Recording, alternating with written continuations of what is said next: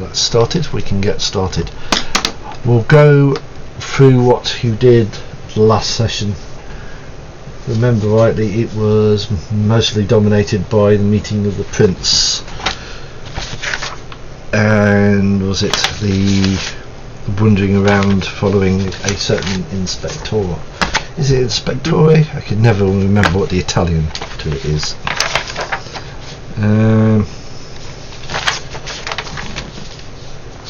Yeah, if I remember rightly, was it certain Felix had met him face to face in the lobby? Yeah, I didn't get a choice in that.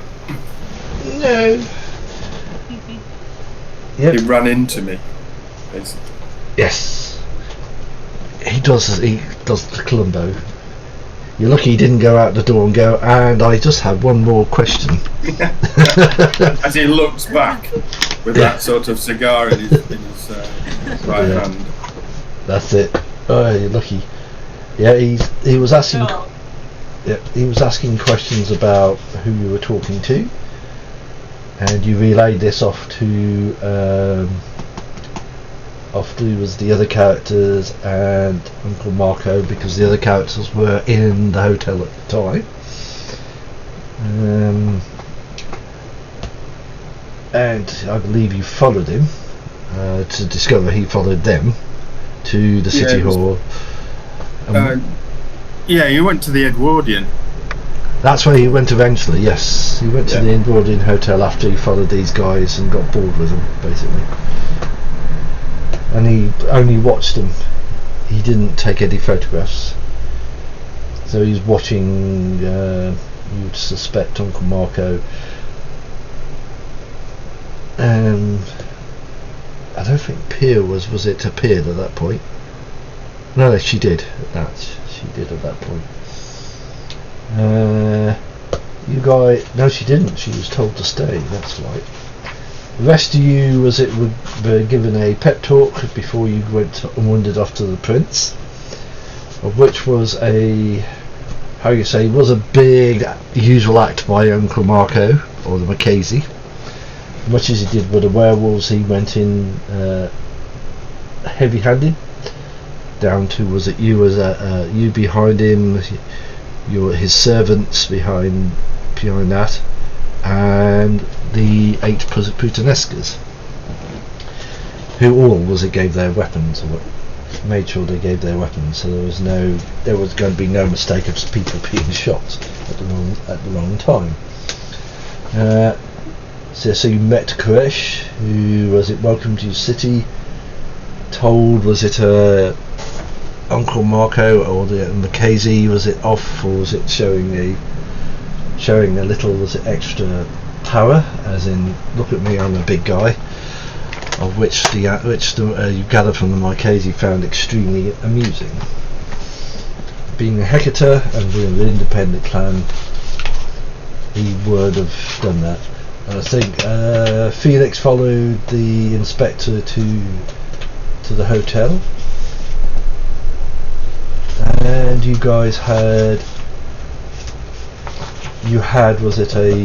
talked about what you were going to do next, of which you were going to break into the inspector's hotel the next night to see what he actually knows. If I remember rightly from the little that Marchese told you, he's from Italy. I think he's investigating a disappearance. I think that's about as much as you've got. At the moment you don't have a lot of what's going on. The Marchese is doing his usual thing, keeping things to himself. If you ask, was it Becky and was it Tom? No, he's always good at doing that. And I think why I did the last bit before you went off is because you've got an invitation for a meet and greet on the Friday, which is 2 nights time, which Renata does that. You all went back to Dante's place at the end before you have your discussions. The only thing you didn't do is arrange what you were going to do the next night, as in where you were going to meet up at night. that's the only thing you didn't do. All you need to do is just decide among yourselves where you're going to meet up the next night, and then I can get started. Well, I actually get started now. A little backwards. I know it's odd. So, go on. Where's the nearest haven to the hotel that the inspector's staying in? Might be the place we meet. Oh, as in he's in a hotel on Market Street. Is the hotel that Renata and William's staying in the closest of? They're all. It's all small. They're all. They're all in the same area. You can drive there, or that. As far as Philip and Felix knows, they've only ever been to the Regis. They haven't been to your hotel yet, and the only other place they've been is Dante's Haven. The first thing you'll get in the morning is, well, Renata will get the message that, among other messages, that Dante is not available at the start.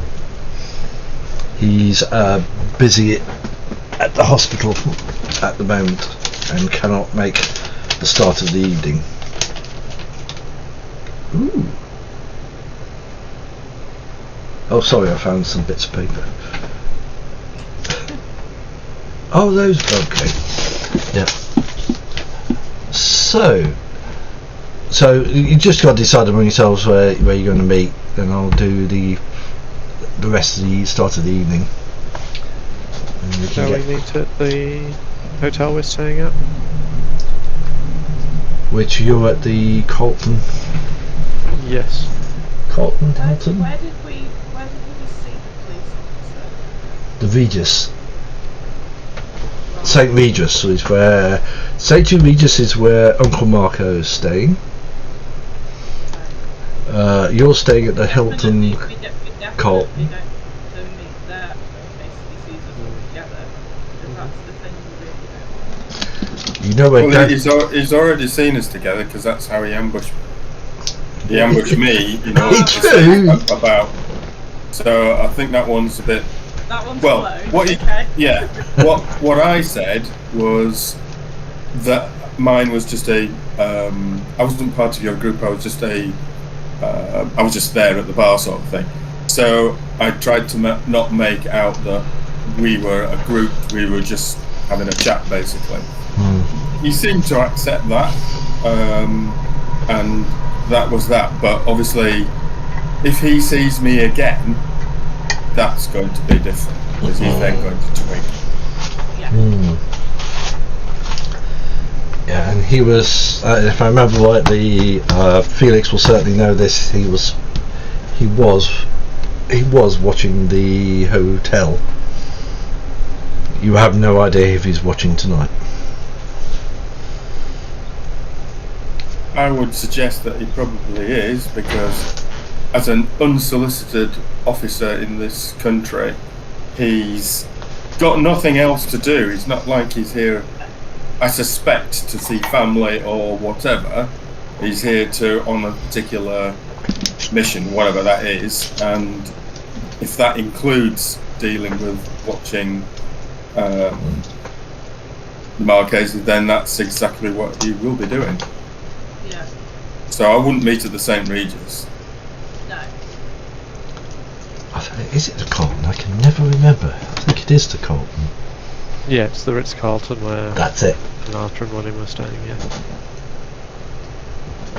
Yep, there is that. And that's the only hotel that one is a walking distance from the St. Regis. I think it's north of it. I mean, maybe we just pick another random hotel in the area. Oh, there's loads. I think that's probably more reasonable. Let me have a look. Because, well, the thing as well is, if we keep congregating in the same place, he's going to get interested in the place. Yeah. So the more we dash about, the less significance each place has. Yes. And the less predictable we'll be for following or Yes. trying to guess where we're going to be. Yeah. And at the end of the day, we don't want to draw attention to there it is. do we? Yeah. The other thing I'd just like to sort of chuck into the mix, he's a policeman, and therefore, whether he's here on his own cognizance, which I believe he is, but at the end of the day, he's connected to a force. And if he goes missing, or is somehow otherwise detained or killed, what will happen is they'll send 2 people. And then 2 people will become a squad. And then a squad will become a bit of a pain, because we'll end up with more people than we know what to do with. So I would err totally on the point of running interference, yes, definitely not trying to do anything to him. And if he can walk out of here thinking that there is nothing going on, that would be our best outcome.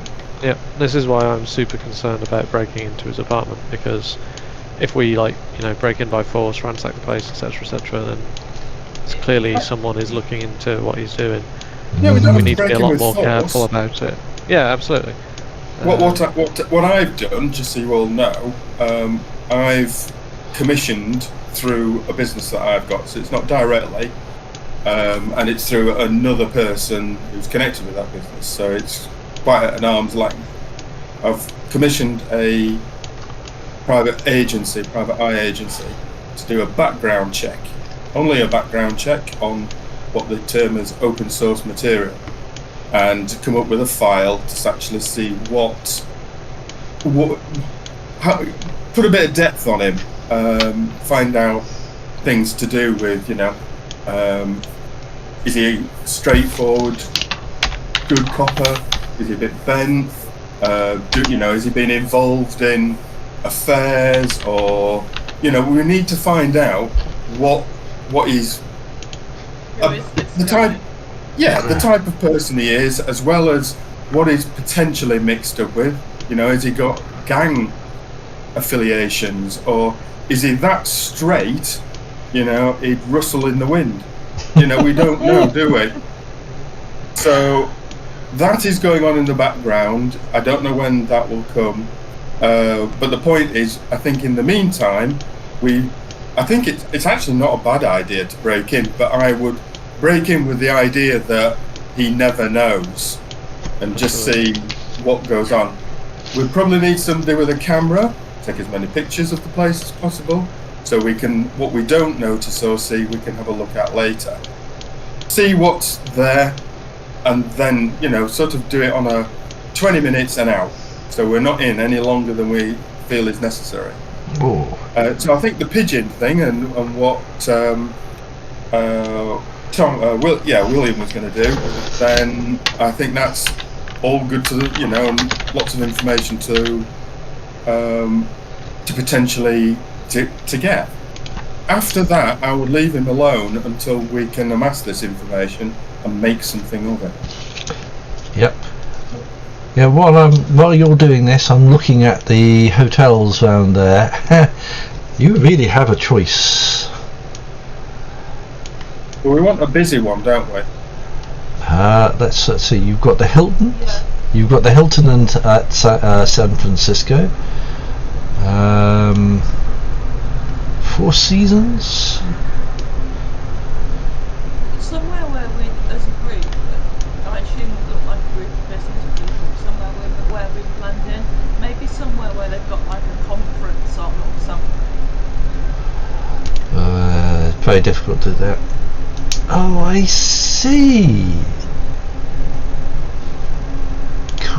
Just noticed there's actually 2 Ritz-Carltons. There's also the Ritz-Carlton Club. That just makes things very interesting.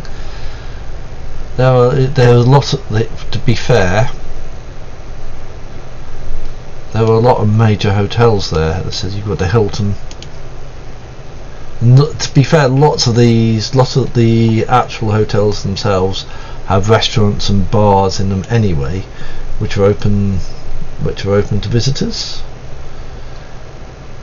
That's given me a little bit of an idea of what you've just said, Renata.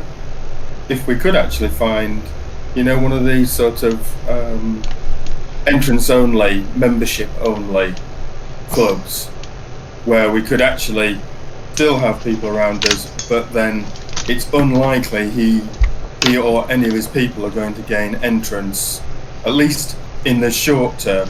They might arrange things later or get, somehow facilitate, but as a one-off or as something that we do for the first week or so, like a guest membership, for a short time, then we can sort of at least have a place that's public but not public, that we can sort of hide in as much as anything else, and if it's got different entrances, etc., we've got a chance to disperse as well. Also, if he does get one of the rooms broken into, the staff aren't going to talk to him. Yeah, I mean, to be honest, is there any one of us that have got a decent level of larceny? Because if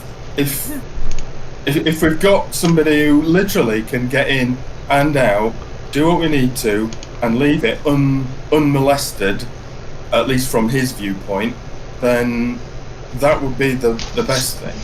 Anything that, if he then discovers that somebody's been in his room other than the staff, then he knows then that he's onto something.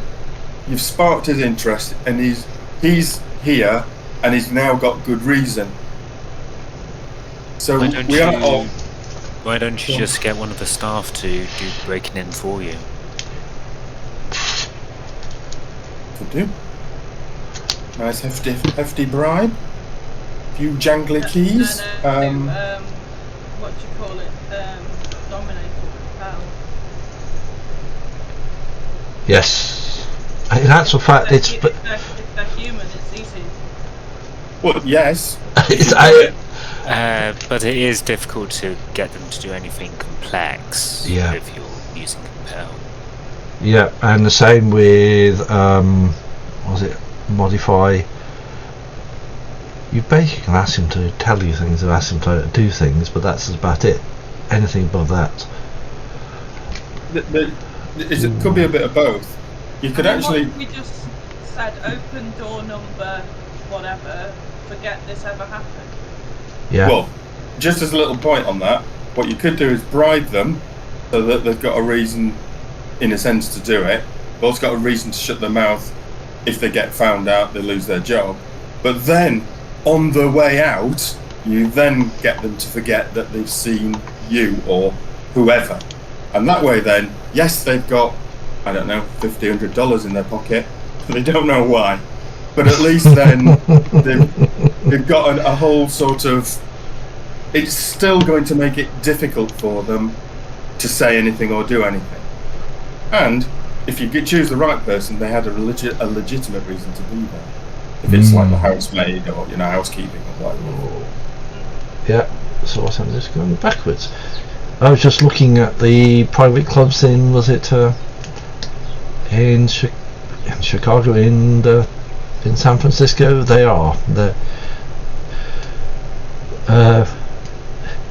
You'd have to work out how you would get membership to these clubs, and they include things like the Pacific Union Club, the Battery, the Metropolitan Club. Well, maybe that's to work out for another night. But the point is that then has an avenue. I mean, I don't know whether you've got allies, contacts, anyone who might know somebody or be a part of that, or know somebody that is. So that's something we could determine at a later date. The other way of doing it is you walk in with black plastic card that says, I can buy anything, and you go, can I have a guest membership to see how this place works? That's another way of just getting it. I'd like a trial, please, Yeah, because they're not going to turn down somebody with a black plastic card that says, I can buy anything. Yes. That sounds great. Right. Well, then that's something else we can then do. Just pick the best one that maybe is in the middle of where we're all roughly at, which is not actually far, is it? Because it's not that big. So, and then then at least we've got somewhere to talk. Because these places have meeting rooms, we can all then just hire a meeting room, job done. Yeah, so I'm making notes at the moment. I am listening. Yeah, so that's another opportunity to have a sort of need me for the hotel room bit. I can go and sort the club bit out simultaneously if you like. That's something I will have to do over a little research to do with that, because that's a lot for yourself. It will reflect what you would have to do and your servant would have to do. So, but can we agree that you're going to do that? Yeah. And then if you obviously liaise with Andy at some point, then we can put that on the tab of things to do and get it done. Because all this is sort of out of hours type. Yeah, definitely. Thing, isn't it? A lot of this would have to be done in the day. This is where retainers start to become very useful. Seventh will do. Well, to be honest, the black plastic card thing, you could just walk in at any time of the day or night. As long as there's a night manager on, they'll recognise. You know, you can organise something. So, but those things are good things. That's actually the first time someone's thought of that. That's reasonably good. As for hotels, you have a choice of some very swanky hotels, other than the ones, does include the Hilton, the Triton, and they said the Ritz-Carlton you're at, so you don't want to go for that. 4-star, no, you don't want 2-star. You want fairly high star. I mean, what if we go for the other Ritz hotel just because it will create confusion?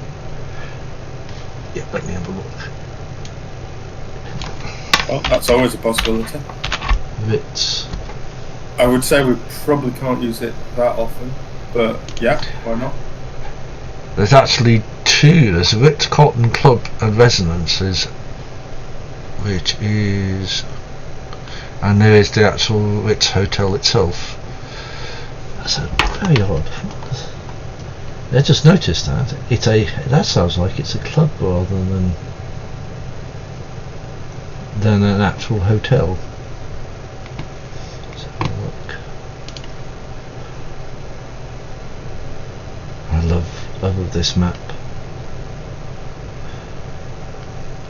It's public. Yeah, it is a hotel. So you could actually go to the other one to actually, and that is actually it's not far from the Regis or the actual Hilton hotel you're in. So it's within walking distance. So you agree to go meet the Ritz. What time are you going to meet?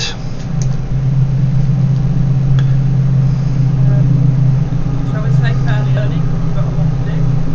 Yeah. An hour after sundown. Which would possibly 8 or 9. I'm trying to think what time sundown is. We have. Well, it's British summertime, but I'm not sure what the Americans do. Do they change clocks? They do. They do. I'm just going to see if. Then at least it will be on summertime then. So it's obviously likely to be probably 9ish, 9ish. Actually, it won't change much between years. Well, actually, no. It might be nearer 7 to 8ish, because if it follows the same sort of equinox, then the end of March is changing clocks, isn't it? This is where we're going on this thing on the 3rd of April. So it's either just before Easter. So it will only just have gone over. Yeah. So you're talking 7 to 8, somewhere like that. Yeah. 7 to 8. And it's a good time to for Rialta to hand out the invitations she will get.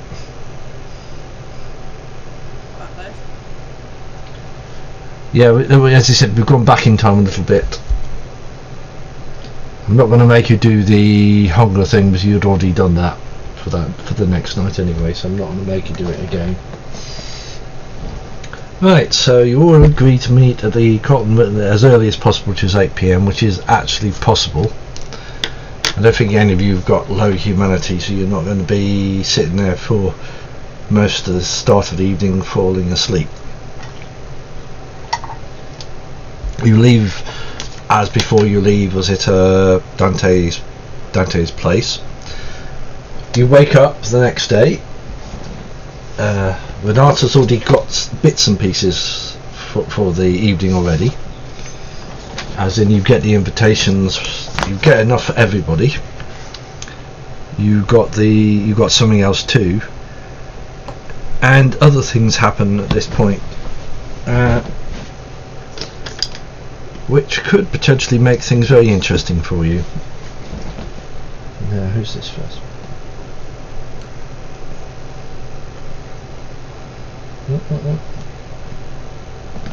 Yes, yours can go through. Right. Yourself, was it, Renata? In addition to the letter, your own servant, is it PA, isn't it? Rather than servant. Your assistant says, Madam, your uncle's Marco's steward has called today and informed you that your uncle would like to see you around 9 PM tonight at his penthouse hotel at the St. Regis Hotel. He seems very insistent, madam. Okay. At what time? 9. Okay.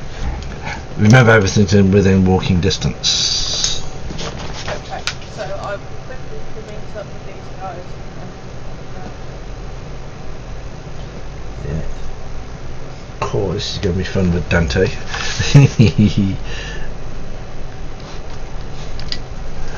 Right, that one.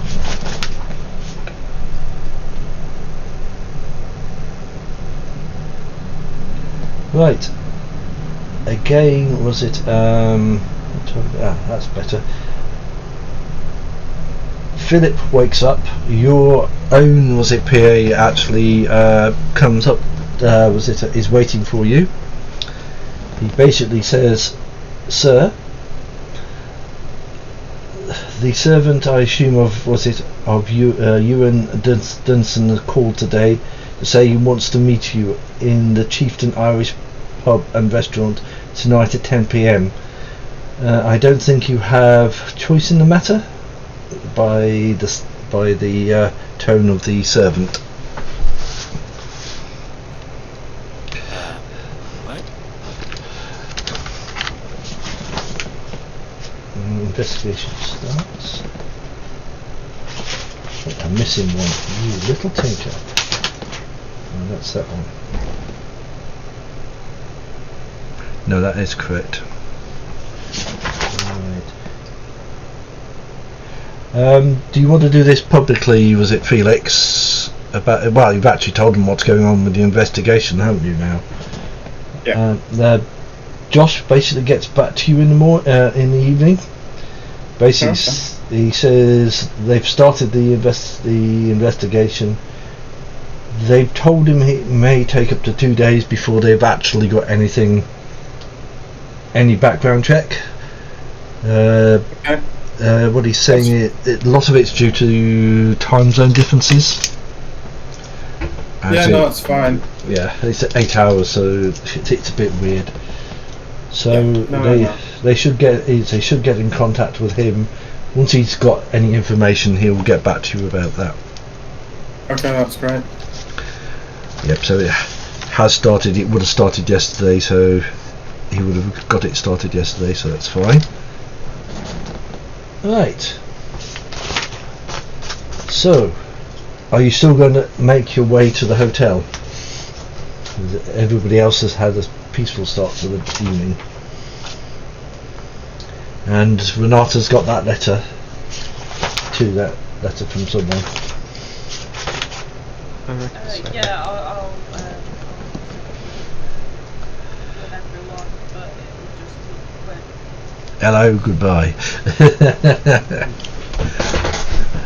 We'll hope, you just hope. Do we have phones? Can we say that we exchange phones and this? You can do. I think you use burners or the such, or you have ways of doing this. Well, we had to do that in order to get to Dante's Haven.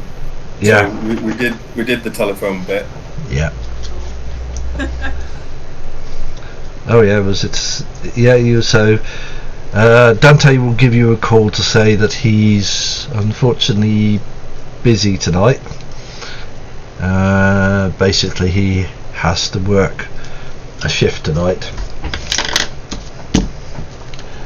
Unusual for a vampire, but it does make sense. Yeah.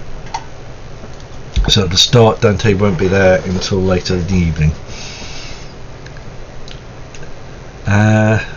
And the rest of you can make your way to the hotel at 7. Or are you going to call each other to point out you've got beatings early on? Well, we could just make it a little bit later. It doesn't have to be early, does it? No, okay. Yeah, we can do. Because then we got. Hopefully our meetings are just a sort of quick, like 30-minute job, and then we'll have the rest of the evening. If not, we can message. Yep. So you're going to push it back, and it depends what was it, Mr. Phillips? Do you tell him anything about what's happening tonight when your meeting is, or do you not say anything? Just to be clear, I was the only person who was told about that meeting? Yes. Okay. I can just tell them something came up and I'll be busy for X time. That's it. So you won't be. It depends how long the meeting, so you won't be. So essentially, you're going to tell them you're busy to 11. More or less, yeah. Yeah. Okay, you heard that, guys? Yeah. So at the start, all that will be the meeting will be slightly later. Are you moving it to around 10? Yeah, sure. Okay. Right. I think we'll start with Renata's first, because that will be the first, and then it's going to be a little weird after that. That's interesting. Oh yeah. You're the only one that doesn't, I think, have anything this evening at the start, other than was it your little escapade? Right. Yes, that's that. That's one. So Renata, you make your way to the, was it St. Regis? I'll take you down to the private channel at this point, and we'll do that quickly. Okay. I'll be back with you guys soon. Sure. Sure. Okay, you arrive at the penthouse, the same routine as before. Was it Putanesca's standing outside looking generally odd? Yeah. Well, they do that. That's their job. That's what they're supposed to do. You go in, and Uncle Marco's sitting down. He looks a little perturbed, to say the least. And he says, I look at my watch. It's like, was I late? no, he says, sit to Renata. Dante's not going to be here tonight. I will have a word with him. I'm sorry that he's been less than punctual. Yes. Well, what do you expect? Anyway, I wish you a good evening, child. I have I think we have an issue with a presence of a certain inspector from the Polizia di Stato. And before you ask, pardon? Indeed we do. And before you ask, I do know there was an investigation going on into the disappearance of a journalist who actually disappeared in Switzerland, who was investigating my bank in Milan. I also know she wanted to speak to Pierre, as she was the last person to talk to the journalist before she disappeared. What I didn't expect was the inspector to follow her to San Francisco, which frankly was a total surprise. He sort of at this point takes a sip of blood, as in he's a little bit, as in the wine and blood, he looks a little agitated. Though saying that, May I ask, we may. I mean, we're on our own, we're not being overheard. The journalist, I'm assuming they're no longer with us, and I'm assuming that it's something to do with our family. Am I correct? It's how do we put it? The people who made it disappear were under orders, but failed to do a proper background check of the person they were, disappearing. The issue is she's a daughter of an Italian MP. Oh yes, you did say. Yes, and you can imagine the police are not going to let that drop. Hence why the state police are involved as opposed to the Swiss or the local police. And as you gathered, was it De Luca's here, Pierre is being sent home in the hope that he'll follow her. If he doesn't, that becomes... I would... Here's a slightly sly idea. If we send her straight home, it's obvious that whatever she was up to is in San Francisco. Why don't we bounce her around the States for a bit? No, I want her to go home, as I want him to see if he will follow her. She's going straight back to the bank. Okay. As in Milan, not Switzerland. If he doesn't, then we know he's up to something. And then that becomes a completely different issue. Plus I want her out of the way.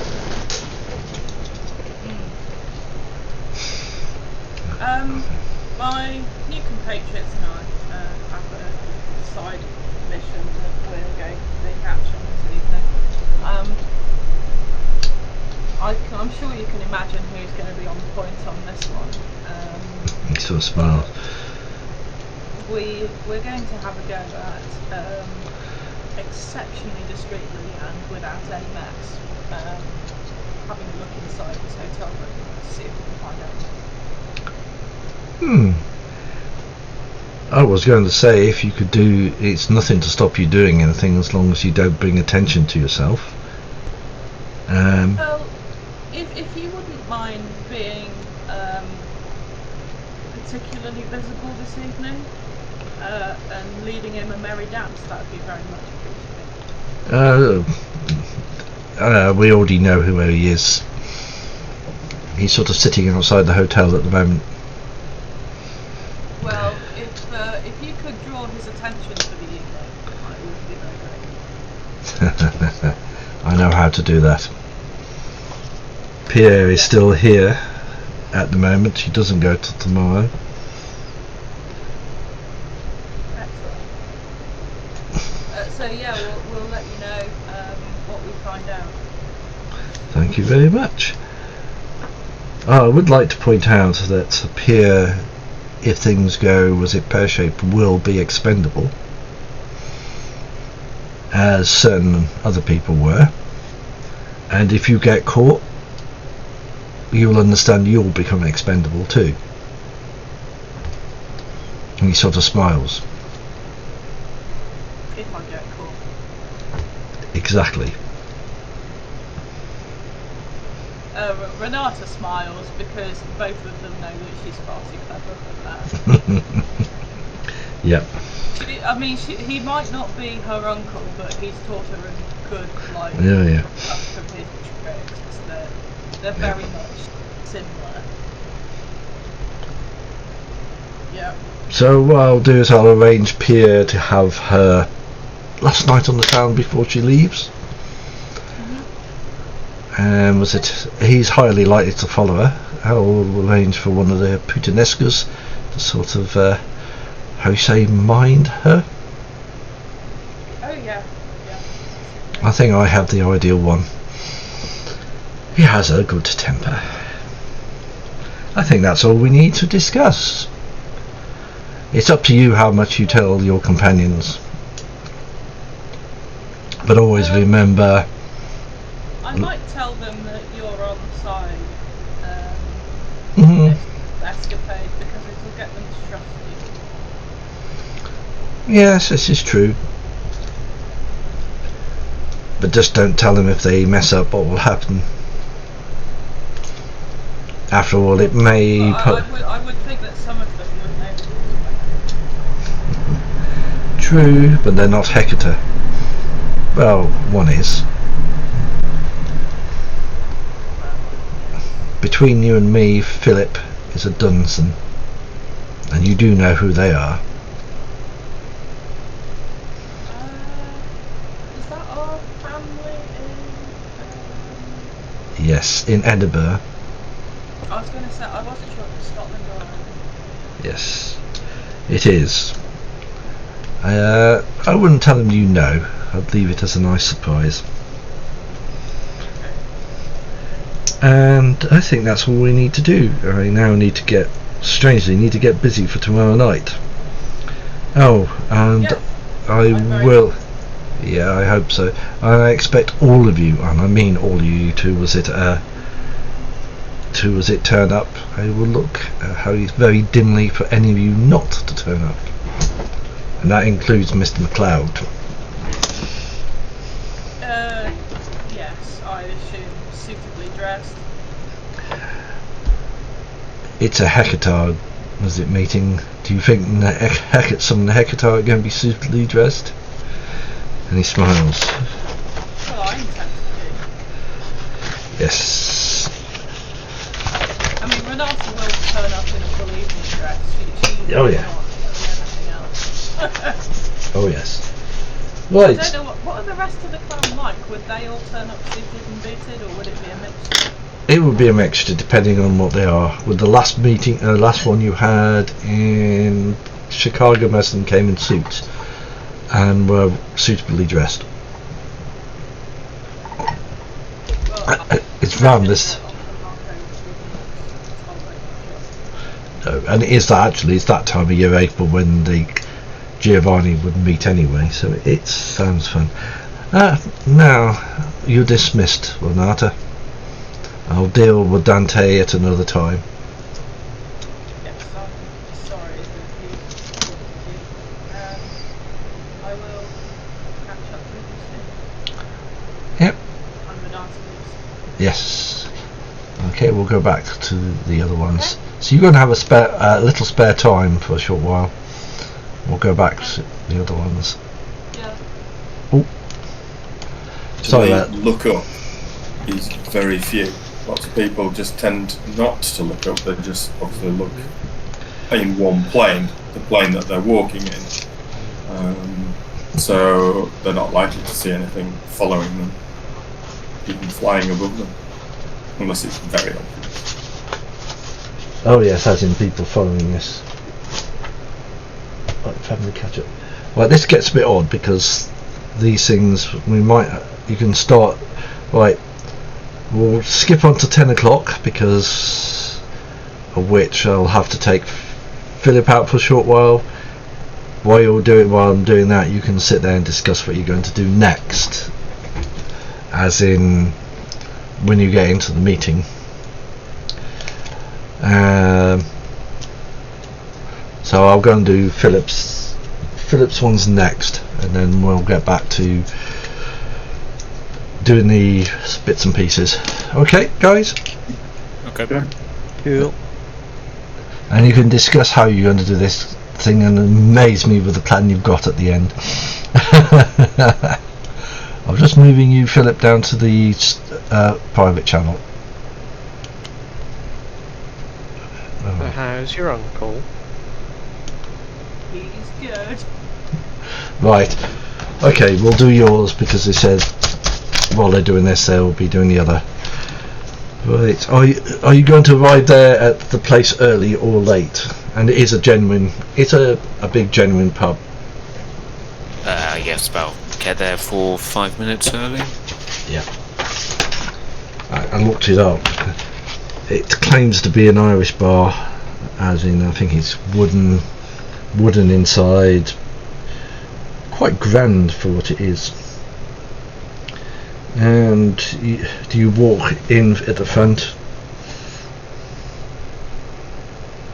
Or Yeah, I can just use the front entrance. yeah, you're going to walk in boldly as if you're supposed to be there, or you're going to creep in, is what I want to know. Yeah, okay. You walk in,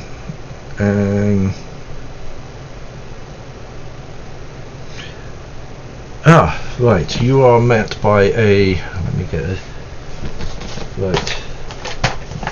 You've never seen this gentleman before, because I don't think you met Ewan. So this will be I'll give you a description.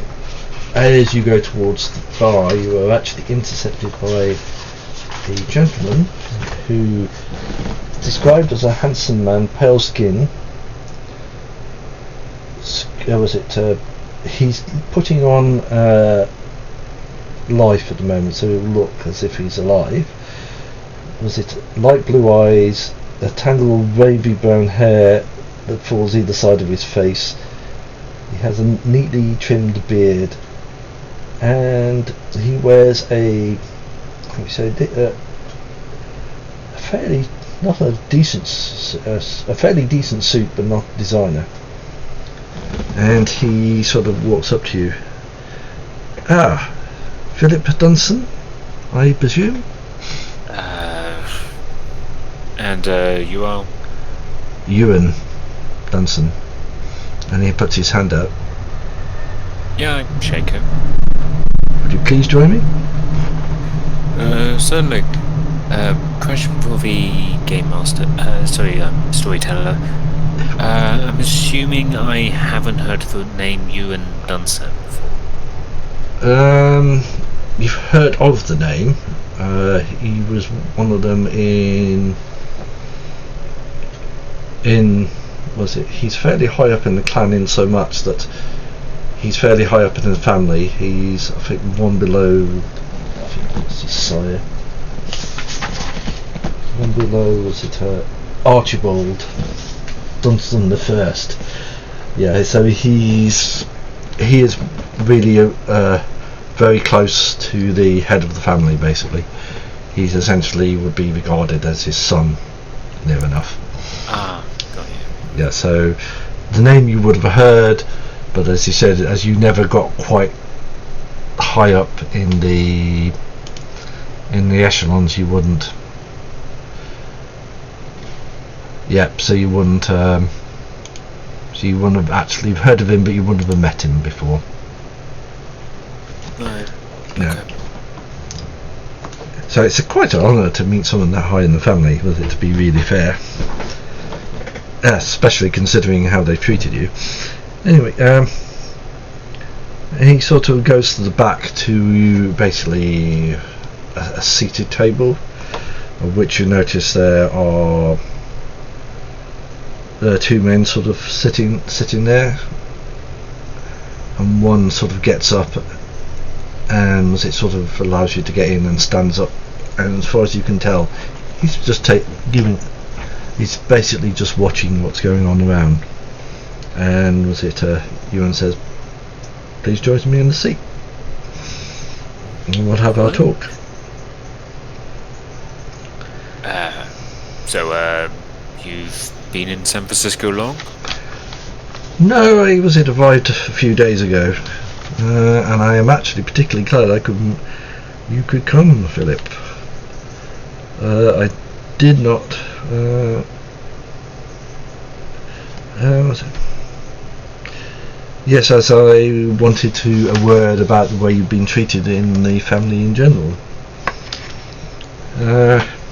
I gather that you have been poorly treated by my siblings, and I would like to point out the fact I don't totally agree with that, and I don't blame you leaving certain of our siblings in London, considering the way they treated you. They sort of disturbed it. As you gather, I find my own family a little stuffy, especially Archibald. But now I have the power to change their attitude, being a member of the 1044, and I'd rather have the likes of yourself in the fold rather than on the outside. We Hecators need to put on a unified front. At the moment, if we are to survive the new world we live in, with a second Inquisition and a weakened Camarilla. I am sorry, it sounds like I'm preaching to you, but I am very passionate about the Hecatar and its unity. Now I have that out of the way. The main reason I got you here was to ask you what you're doing in San Francisco, and what are your future plans, if you don't mind me asking. Sorry, Storytime, I'm gonna need a second. Okay, so sorry, just to say aloud to make sure I'm getting this correctly. This seems kind of suspicious that he's just turned up to the city and followed me up now, not immediately after he got here. So I'm guessing this is something to do with the Marchese.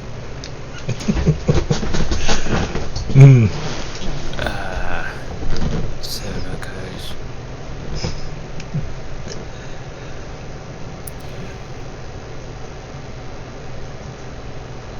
Yep. Sorry, what was his last question again? He says, basically asks you what you were doing in San Francisco and what are your future plans. Oh, I just heard that the Camarilla had finished its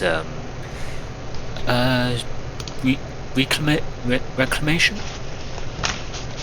in the city. I just came here to see that certain more historical assets remained in the hands of the Hecata. As in the how do you say, certain banking things, as in the Bank of America. Well, the former Bank of Italy, as I'm sure you know. Very true. I had forgotten that, to be fair. As Giovanni have always had fingers in the pie here for a long time, before they were part of the Hecata. And you say a little competition is always, even among ourselves, was it good for business? He smiles at that. That's the general idea, as I understand it. Yes, I do like that idea. The only thing on the proviso, if it does get to, acrimonious, or threatens the unity of the clan, as in if it looks as if you are going to cause a rift between yourself and incumbent Giovanni, I would ask you to back off and make your peace, at least publicly. He sort of leans forward. Privately is a different matter. as you know, as you gather, was that there is little love between our own family and the Giovanni. But I'd rather have them on my side than against. You understand? Unity, after all, is everything. So, this coming from... Yeah. This coming from Archibald, or is this... It's coming from him. Ah. But he also, as it says afterwards, leans back. Though saying that, we also have to remember that the clan unity comes first, and sometimes we have to swallow our pride and our hatred. Talking of that, how did you find the Marchese and his child, or childs?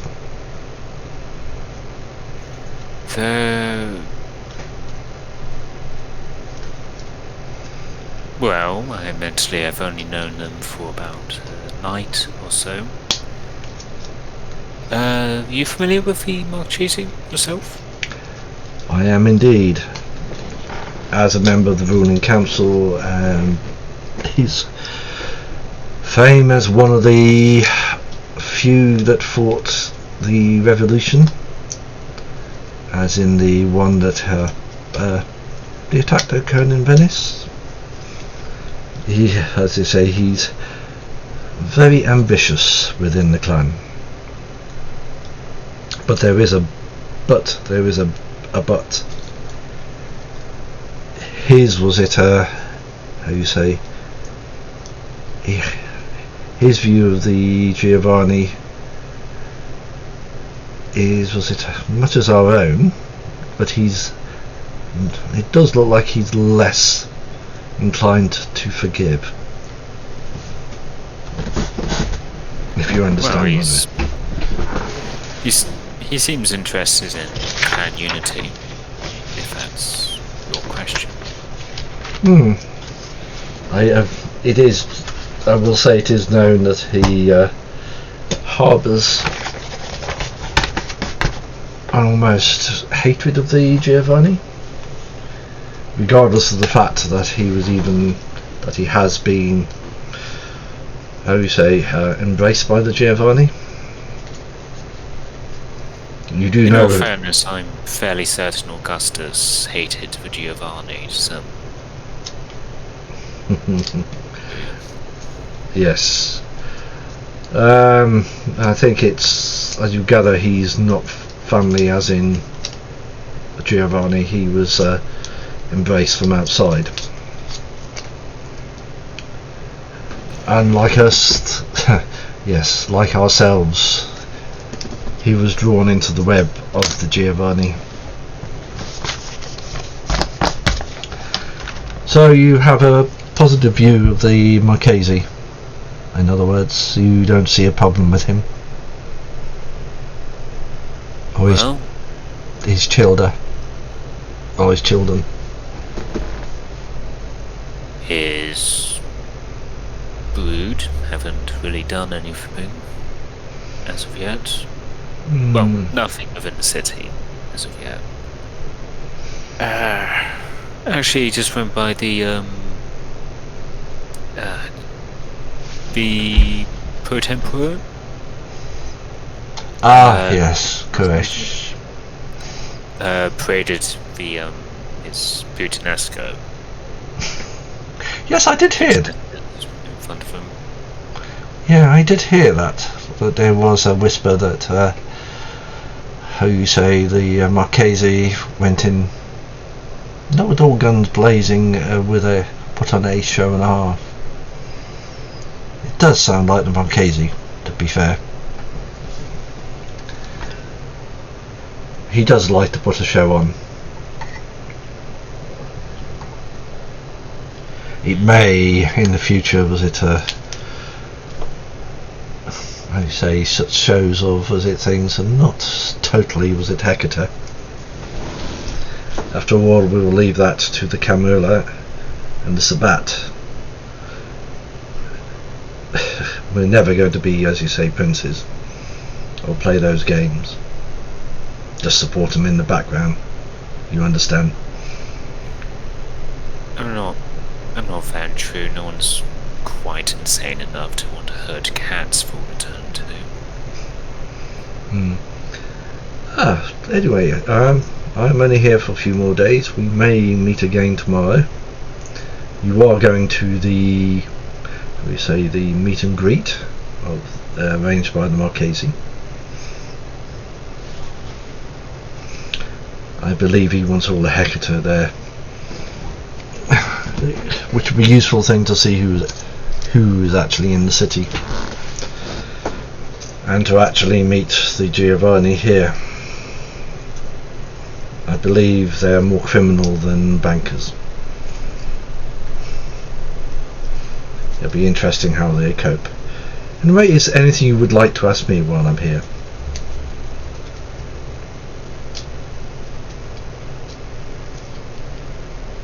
No? Sorry, storyteller, I'm just gonna need a... That's fine. Okay, so he's been prodding to see if he... Okay, so my understanding of his language is that he's been prodding to see if Marchese is planning to do anything that will upset clan unity, and if the Marchese has tried to talk me into doing that. So... I suppose I'm trying to think of a way to phrase the question, why does he care, exactly? Because you typically assume hurts Giovanni helps us, right?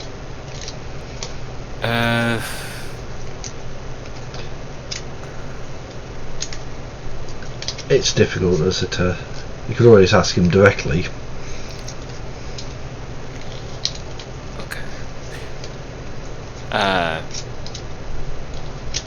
Ewan. Sorry, is it fun if I call you Ewan? You certainly can, Philip. Out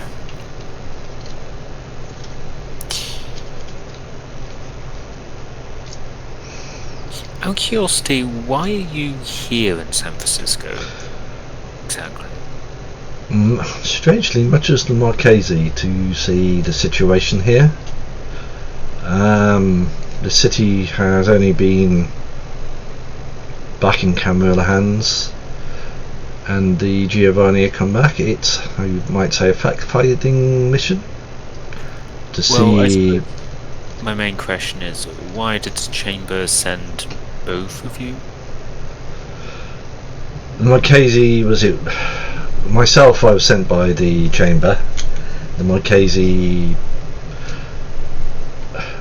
I gather, was coming here to find his children, his brood.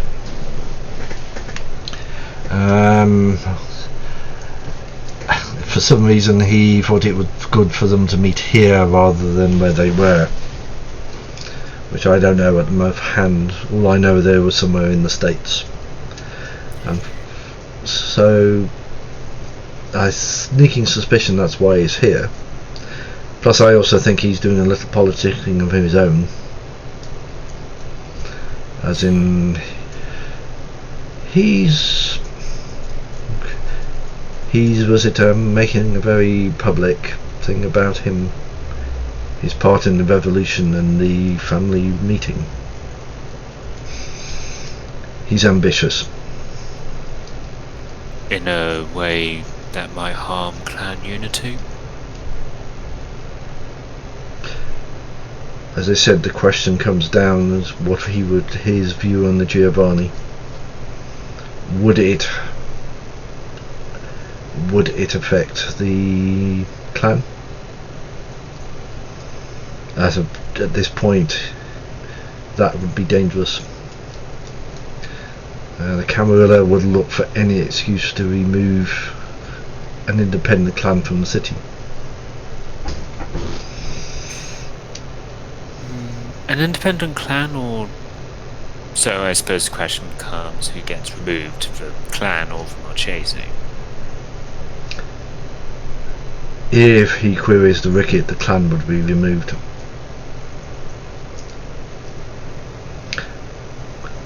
But it's a matter of just seeing what he does. we may be lucky. He may just come here, talk to his brood, and then go. This is what I'm hoping.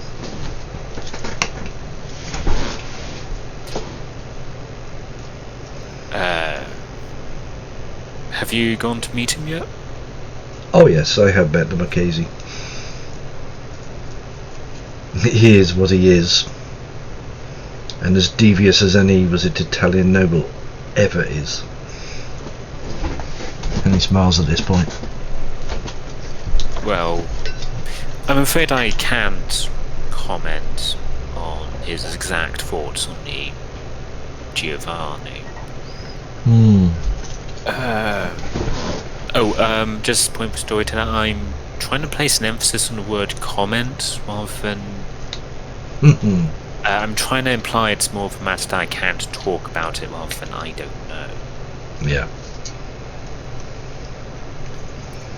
Okay. Well, right. What I will do, I will hand you a card with a way to contact me. If you have anything interesting, please contact me. It would be appreciated. Any sign of disunity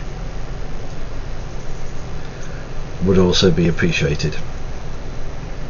After all, yes, you may have been wronged by, wronged by your own family, but I don't think the Hector ever wronged you, as far as I know.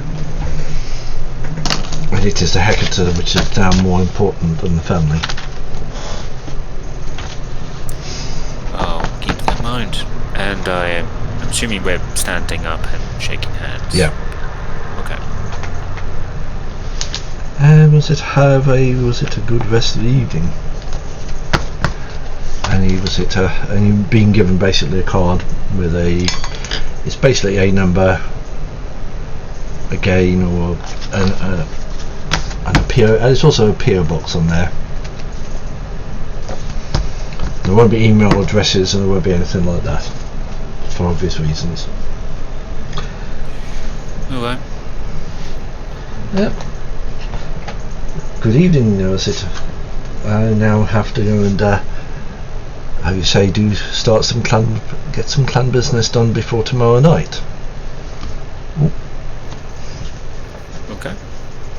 Nice to meet you.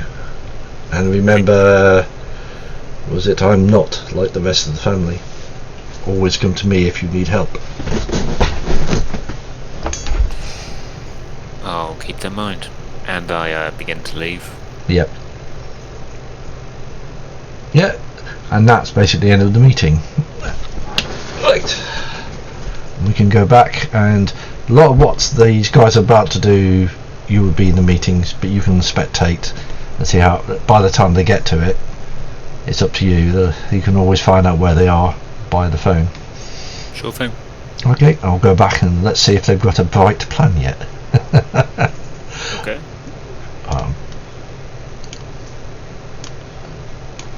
That anything's actually happened.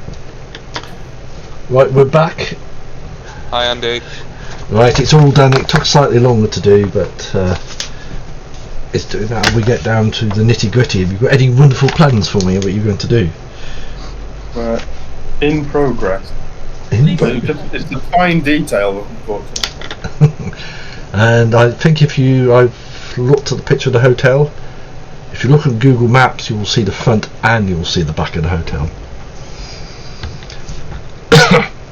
Subtle hint: the back of the hotel has a fire escape. That's what we just talked about. Yep. If you actually go to Google Maps, What was the hotel called? it's called the Edwardian. It's actually, the way the hotel is, it's actually between two streets. As I said, I looked both sides of it, and it just purely by I like that name of that hotel. It's nice and small, 2-star, and you'll see the front. It's a lot of the hotels will look like large townhouses, as in was it of this ilk, and the back backs onto another. It's actually a slightly smaller street. It has standard fire escapes on there. If it's smart enough, you can actually find out where it is. And I think it's Park Street. I think it's on Market Street on one side and Park Street on the other side. One thing to consider, there are cameras.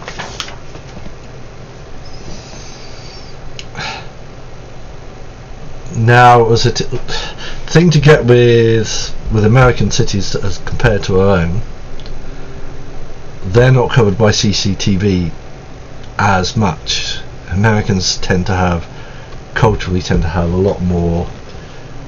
Basically, there's one right next to the fire escape.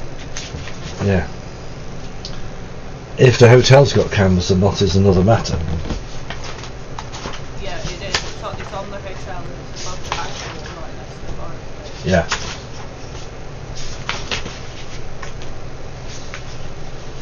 Right. Can you entice a lot of pigeons to go and shit on it? I like the idea. Pardon my French. Oh dear, this is going to be fun. Pigeon coming. Or at least have a pigeon sit in front of it. This will be the fun thing, is it? You've got to talk to a pigeon. You've got to talk to a pigeon and describe the concept of a camera to it. Or point it out. Go sit on that and get a few chums. That would And work. there's a lot of bread in it for you if you do. Yep, bribing corruption will work also. That's it, definitely. Because I think, because obviously, I think I'm probably best suited to going up said fire escape, and I could probably do that ridiculously fast. And then I could, as long as I can get in through the window, then that means the door will open for me, and I've not had to break it down to do it. And then I can set, I can find, to be honest, I could find a janitor's cupboard or something. Set that on fire. Run like buggery then down the hall and away to where the, but then we still need a passkey. Still need, it's that getting in and doing that distraction is fine. We still need the person who's got a key to get into the inspector's room. The only other way to do it was the fact that you actually go in through his window if he's left it open. So I suppose what you could do is you could compel somebody to go and open it who's got a passkey. Just ask them to do that. That leaves the window open, therefore I can get in, therefore I can open the door without having to break it down, search it and leave, or set the just actually set the fire alarm off. Oh, Dante's here. Oh no, he isn't. Oh, I am. Oh, you are. Excellent. Nice to see you. Yes, you missed a meeting. So, and was it and Mr. was it unhappy? Was it Marchese? Right. But you can just get around that how you want to. Was it Becky? Was it put you up onto that on what's gone on afterwards? But yes, you've now joined them in the other Ritz-Carlton hotel now. There's actually two of them. There's a Ritz-Carlton Hotel Club. I hadn't realised there's two of them. Okay, so far is I'd like to point out you don't know what room he's in the hotel. You know it's got a camera on it, and you know you can get in via the back. And you'll know. I do like the idea of a cleaner asking a cleaner to open the window for us. And the pigeon crapping on the camera idea is amusing. Well, the other thing, we wouldn't need to know beforehand because you just compel you say it's part of the compelling, go to the Inspector Eduardo Davida's room and open his window. We wouldn't need to know which room he's actually in. No, but should they go it? That one. Let me have a look. Well, Window. You will when the window opens if someone's watching. Yep. And in April was Oh, it? yeah. And in April was it? People don't tend to leave their windows open. It isn't exactly the warmest time of the year, so you're not going to get the fact that someone else opens the window.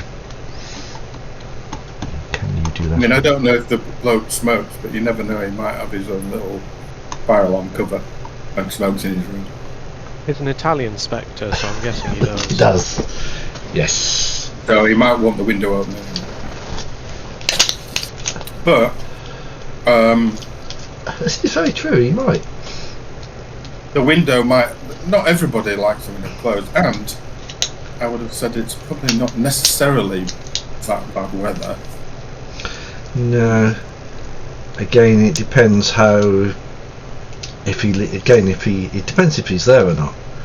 If he's there, the window either be open or closed. If he's not, the window will be closed. Being a policeman, he's not going to leave a window open for someone to nip into his room. To be really fair. Well, it depends whether he's on the second. Does it have a third floor? It does, yes. I think it has. So three if or he's four not floors. on the ground floor, and to be honest, probably on the ground floor, either the windows will be barred in some way or catched so that it can't be open. They can be open, but not open fully. So, I mean, the other way of doing it, I suppose, is we another elaborate plan for somebody to actually tell us which room he's in. It's always a night porter. And I think one of you's got. Get a cleaner, go in the room, open the window. If someone's watching the back, they will see the window open within about 5 or 10 minutes. That's what we've got to identify the room. Sounds reasonable.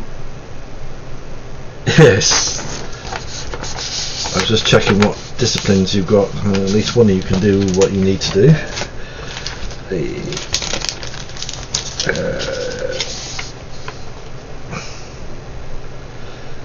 are you?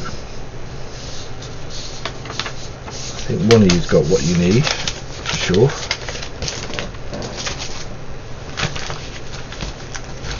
Is the pigeon plan, at least for spying through the window, becoming a bit redundant at this point? Would I be better placed trying to find him in the city and just keeping tabs on his position? Yeah, yes, absolutely. The only problem with, I suppose what we could do is that as an initial thing, because obviously if you're needed elsewhere, you obviously can't then divide your attention between possessing the pigeon and being out there and doing something at this end. So as long as we just have to need to know if it's, say for instance he's a mile away doing something else, and that's what the pigeon says he is. He's having an evening meal. The point is, once he's somewhere else that we can estimate that it's going to take him so long to finish whatever he's doing, and then if he even got a taxi, how long would it take him to get back to us? He will be away for a while. I have spoken to my uncle. He's going to arrange for him to be maybe visiting for the evening. Yeah. Oh yes. Well, that's excellent, because essentially then we know once that begins. We've got enough time. That means something else will occur. Yep. It's alright, I've just remembered something else that will occur. That's fine. Yep. So then, William, you could actually do your thing about once the fire starts, you could actually go off to see somebody, and then as the somebody who will never be seen again turns up and says the fire's on the 3rd floor, I saw it in room 10 or whatever, then you disappear, job done. And then everybody's going over there. That leaves the inspector's room fairly out of the way. They know where the fire is, they know what they're trying to do, and then we all just fall out of the place after, and we define how long we're going to be in there, depending on where obviously he is in the city.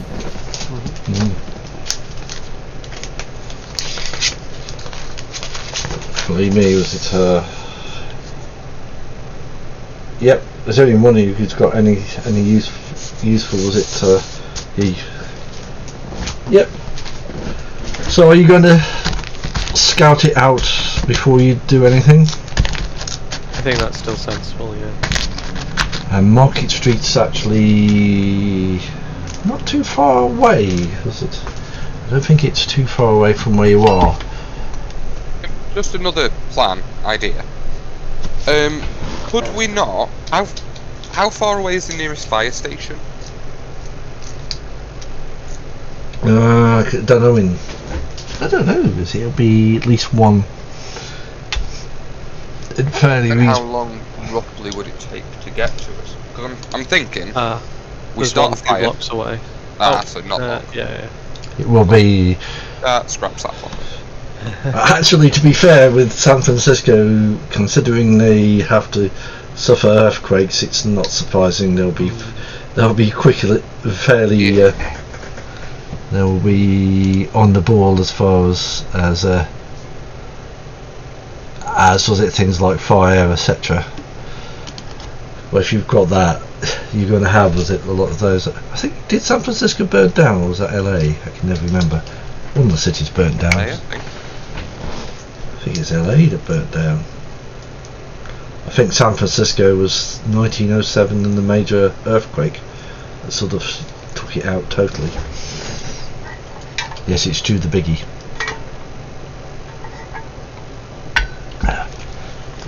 Yeah, you can have a quick look. As you said, there's cameras around. As you said, the cameras would be, if there are cameras there, would be to do with the hotel itself. I didn't see the camera, and if I sneaking suspicion, the camera's probably for the back door, rather than seeing who's at the back door, rather than was it looking who's around what. It's a 2-star hotel.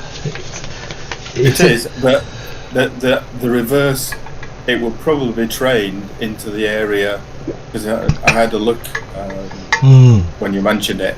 There's an open courtyard at the back that leads directly onto the street. So essentially, there'll be bins there, there'll be those sorts of municipal type stuff. So it's something they're probably going to have a camera on, just to make sure nobody's furtively doing something at the back. Yeah. Like whereabouts to do. If you're talking the hotels you were in, as in the 5 stars, yes, that would be covered by cameras. But this is only a 2-star, so it won't be a standard hotels in this country, as in the small hotels. So yeah, if you're going to wander off there, you can have a look. And you actually, if you go to it, I think it's in the fairly centre of town. When I said Market Street is, as you said, you have the front of the hotel, which is onto the street, which is always going to have someone there at the desk, being a night porter, and probably one bellboy. And he said if you go to the back, the thing you will notice in the back, if you actually look round the Google Maps, there are buildings looking over it. Yeah. Sneaking suspicion what's across the way is probably office buildings more than anything else. The traffic on the back road will be a lot lighter, as in the other one's the main street. I think it's a weird thing, it's actually got 2 lanes divided by a middle thing, as far as I remember. The front will be busier than the back, but again, as you look, there is the camera, there is the fire escape, and there is potentially buildings are looking over it. And I don't think you need to make a perception alertness because you would be looking for this anyway. There are no, people sitting in cars watching it. Certainly Felix would know the trick where someone sits in a car watching a hotel, much as the inspector San Francisco PD would be as subtle. And what are you suggesting by that, by the way? Yeah. But yes, I get your point. Yeah, as in there isn't an inspector there. You know that there's no one there. They said with a lot of these is, I'm not going to make you roll because it's pointless, you're looking for this. So is it... Well, if he's what time did you arrange for him to be on a little bit of a wild goose chase? What, me? Yeah. Most of the evening. From roughly when?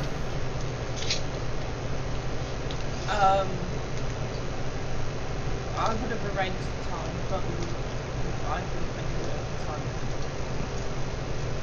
Andy, what sort of time would I say? It appears last evening probably was suggested she'd go a bit of clubbing here and there. Okay. E.g. if she's going to do what she's going to do, it looks even better that she has an evening out before she goes back to work, sort of thing. So it will be for an evening, which could be midnight. It could be 1 in the morning. Okay. Depending where she goes. Well, when well, yeah, he won't be coming back anytime soon. No, you've got possibly about an hour to go. Well, what we would ultimately prefer is obviously when somebody decides to put the paper trail down and he starts to follow it, that they ring you and say, because we need them to confirm that he's actually there and look, following, because otherwise we don't know where he is. So she's in effect, the instruction probably would be to ask her to say when she starts, and if she loses him, to actually ring at that point as well. Otherwise, if she doesn't ring, we know that she's still being followed. Yeah, get off to text me. Yeah, if you talk to the Marchese, he'll say, yep, that can be arranged. Fine. I mean, she can just text me from the ladies' toilet. I mean, it's fine. Yeah. So but at least then we know that he's elsewhere, and then pretty much we could just do what we've said. Do the compelling bit first. Then we know that the window, all of us need to be around, but not necessarily, obviously, in full view. Find out which window it is. I'll go up, open the door, set a small fire, so I don't carry matches, that's the only thing, for obvious reasons. We're going to have to find, just to go buy some. Then I can set something on fire, and then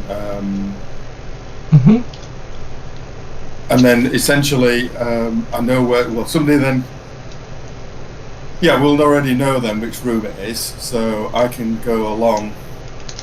Somebody else necessarily be in the hotel to start with, because as soon as then we know where it is and I'm at the door, somebody else needs to be on the other side of the door to help me either do it, or I just do it on my own, whichever you I can feel get is. in, find somewhere to hide and just stay still till things are ready. And then I could call you as soon as I'm in. And then that then means there's two of us at least. And then if So Renata, you're in the hotel, you've done your compal, then essentially it would be a case of you probably leave at that point. As soon as the fire alarm goes off. And have like a car ready to go just in case it goes wrong. Yeah, that'll be fine. You get to experience Renata's driving. Congratulations. Yes. Okay, that sounds dubious. She drove in Cairo, so yes, it would be. Well, she's still here, so it can't be that bad. Well, let's be fair, you can't go fast in Cairo. And I suppose then the two of us do the best I could.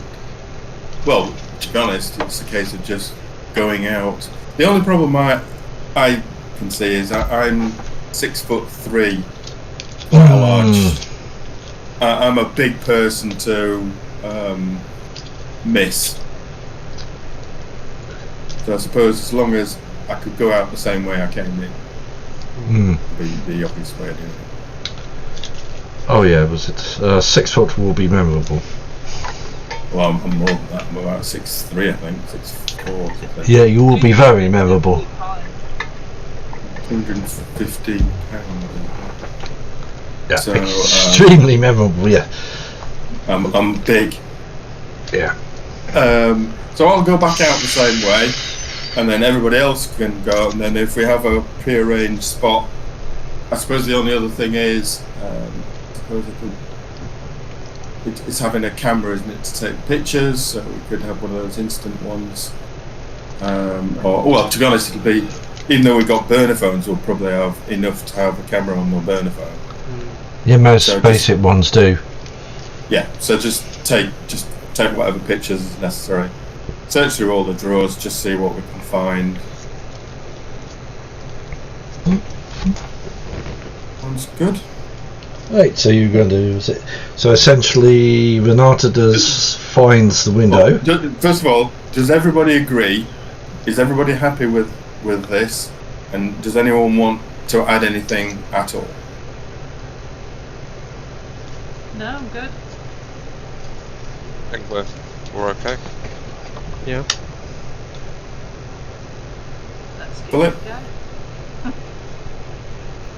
I'm not there at the meeting, so Oh, right, okay. you have complete permission to just ignore everything I might say. Well, we could give you a call anyway, just to say what we're doing, so... That on its own. So, everybody's happy, generally. Yeah. Yeah. Okay, right. So well, let me just get this straight. So you're going to go to the hotel. Renata's going to get the guy to open the window. yes. You're going to go through the window. I'm going to go up the side, up the fire escape, through Yeah. the window, open the door. Well, no, I won't open the door. I will ring William. He'll come to the door. I'll open the door for him, and then we will take pictures, look Yeah. through the whole place, make sure that we've got you. Renata just need to tell us if the young lady who's out and about on the trail says he's disappeared, in which case we've just got to assume he's on his way back. Yeah. But otherwise, you just need to do that bit and then go back out. Yeah. At this point, we will have a fire alarm. We will have persons running around, hopefully trying to sort things out. That will give us our 10 to 15 minutes to do the job. You can then disappear, William, once we're finished. I'll go back out the window. Meet somewhere in about half an hour after that. Yep. And what's Dante doing all this? Was it at this point? Dante is... But William, you're still being the pigeon dude, aren't you? I think we've dropped the pigeon plan. Yeah. Okay. Yeah, because I mean, I effectively can be we've in got a the, live person doing it. I can be in the hotel as well. What will you be doing in the hotel? You're just generally watching what's going on. Yeah, I'll keep an eye out. Yeah. Just in case someone. So you're basically to watch out if someone pays too much attention. Yeah. Yeah, that's fine. That's all I wanted to know. Yep, that sounds fine. So, and when you get there, where you're parking around the front or the back of the hotel? Are you doing close or some distance away? Distance. Don't have the car there, because essentially the first thing they'll do if they suspect anything is look for registration plates, connect it with passenger, with people in the hotel. If there isn't anybody, then that might be suspicious. Yeah, that's fine. And you just got to decide where you're going to meet afterwards. That's the only last thing because you've got to agree on that before you start. Back where we are. Yep. Okay, that makes sense. You can make your way there. Okay. So about. And we set a cut-off time as well. So like we meet here if it's before, say, for example, 4 o'clock in the morning. After 4 o'clock in the morning, meet you tomorrow night. At such a time, same place. Yeah. Yeah. Okay. That makes sense.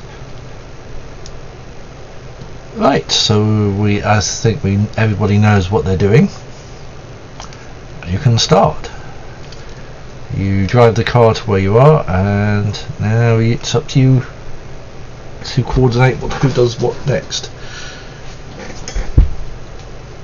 Well, one of the first things is the compel bit, isn't it? Because we need to know where the window is opening up. Yeah. So we all need to get out and have a look around the place and be stationed while you do your bit. So Felix, is Dante, are you going to walk into the hotel? Or? Yeah, I'll walk in and I'll walk over to the counter and just act like I'm booking a room whilst keeping an eye out. Yep. Yeah, you can keep there's only one night porter there at the moment, as it night staff, and one bellboy, the equivalent. So yeah, he's a little flustered that you're asking for a room. So out, because Renata's got more experience living in hotels than I do, would she reckon that the bellboy would have a pass key to go and open the... Yes, he would. Right. In that case, if he's not even... Is he in the hotel or is he standing outside? No, he's in the hotel. He's sort of... Because it's night, there's just guests coming in and going out for the evening, and that's it.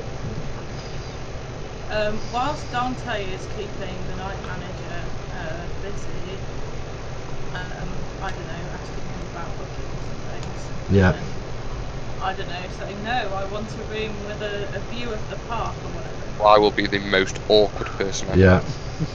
You're yeah.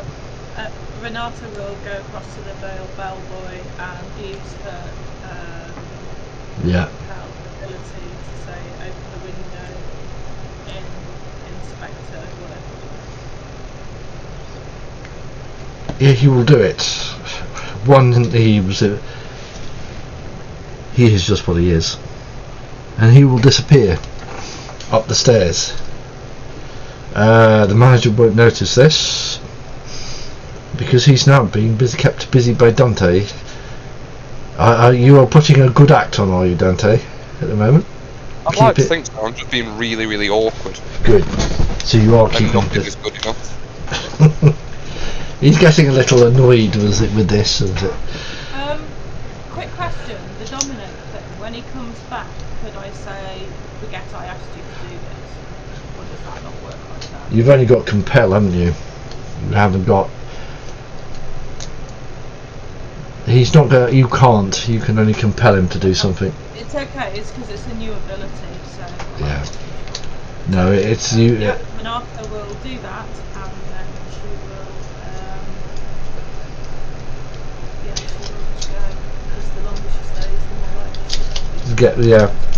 And when the bellboy comes back, it's better if you're not here, because he'll be sitting there, very confused. Yeah. So. Those of you, actually, are you staying? Those of you at the front of the hotel will not see anything. those of you at the back will see on the 3rd floor someone come to a window nearest the fire escape, and it will open.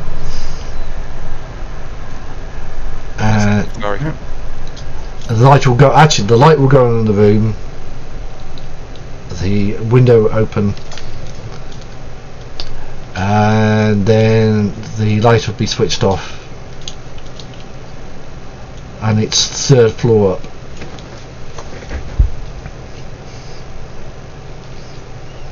Okay, well, I'll make my way up to the 3rd floor then. Yep. As you go into the hotel, Dante is really keeping the desk guy going, who is getting as shirty as Dante at the moment. Yep. I need to make a rouse check for using unseen passage. How does one do such a thing? I think on yours is 1 dice. If I remember, it's you roll as many dice as your. I think. So I'm just going to check something on yours. 1 dice in your case. Okay. And channel are we using to roll as well? Oh, I don't remember what it is. Oh, the role playing. I'm trying to remember what it is. It's 1 dice with a target, or there is no target, is there? If I remember rightly. Margin 2 dice. Power automatically works only if the observer has their attention drawn to the user. Can they make a detection roll? No. No one's going to. To be really fair, Dante's doing a very good job of keeping anybody's who's doing it. So I just roll 1d10. Yeah. And what are the commands for that? Slash roll. Okay. And it then should say. It should say next thing is it's 1 dice, no hunger, and no difficulty. Okay. Yeah, that's fine. Hey. You didn't gain any hunger. Nice. Nice, that's it. So yeah, William will use his unseen passage, slink through the lobby, go up to the 3rd floor and wait in the hallway to see which door is opened by Felix.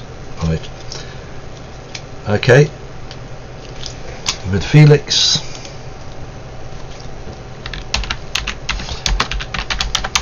Based on what I've said, you're in the room. Alright, fine, thank you. So the first thing I'm going to do then is I'll open the door, find something to make sure the door does not slam back on me, so I'll put something just to stop it from shutting again. They will do. And then I shall race, literally, down the corridor to where I can find like a janitor's cupboard or something like that. Set my fire. Find the nearest fire alarm. Set the fire alarm off. Once I believe it's got a little bit established, just enough to make sure there's a bit of smoke. If there's any damp cloths, once it's got going, stick a damp cloth. That will work. Yeah, that will work. Yep. And then fire alarm goes off, and then I'm back down the corridor. And then once I'm back in the room, ring William, and then start to take. I'll just slightly then put the door almost shut, but not quite. So I'll just put a little bit of a rag in just to make sure that it just looks there, so he can come straight through. And I'll tell him this, and then I'll start taking pictures of the room. I have sneaking suspicion William will tell you himself. Okay, well, that's good. That's fine. But the point is, I was just thinking William will probably see Felix doing this back and forth. just standing at the top of the stairs watching, Yeah. and follow you back to the room as you go back in. Okay, that's fine. And Have you dealt with someone with obfuscate? That's been an interesting thing. Yeah. so we need to take pictures of the room. So we just both take pictures so we can make sure that we can see where things are. Make sure we try not to move things. Search through then drawers, suitcases, pockets in suits, that type of thing. See what we can see. It's actually quite easy. From what you can see on actually unpacked. Oh, he has unpacked. Right. Basically, everything in his case is empty. Everything's in where it should be, so he isn't going soon. Looks like he's been here for at least a day. He's very fastidious. Everything is neat and tidy. Everything has its place. Suits, you check the pockets. You'll find bits of paper with Italian on. You'll find probably an odd forgotten cigarette package. It'll be Italian cigarette. As in if it's something he's handwritten, or I believe it's typed, because I can't speak Italian, but what I'll do is still take a picture of the text. Yep. You can maybe find somebody who can look at or read Italian later. Oh. So anything that is there, we just take pictures of it, and obviously we can read it, and we can note that. Yep.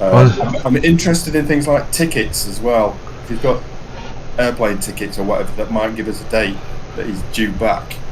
No, there isn't. You can see the tickets going.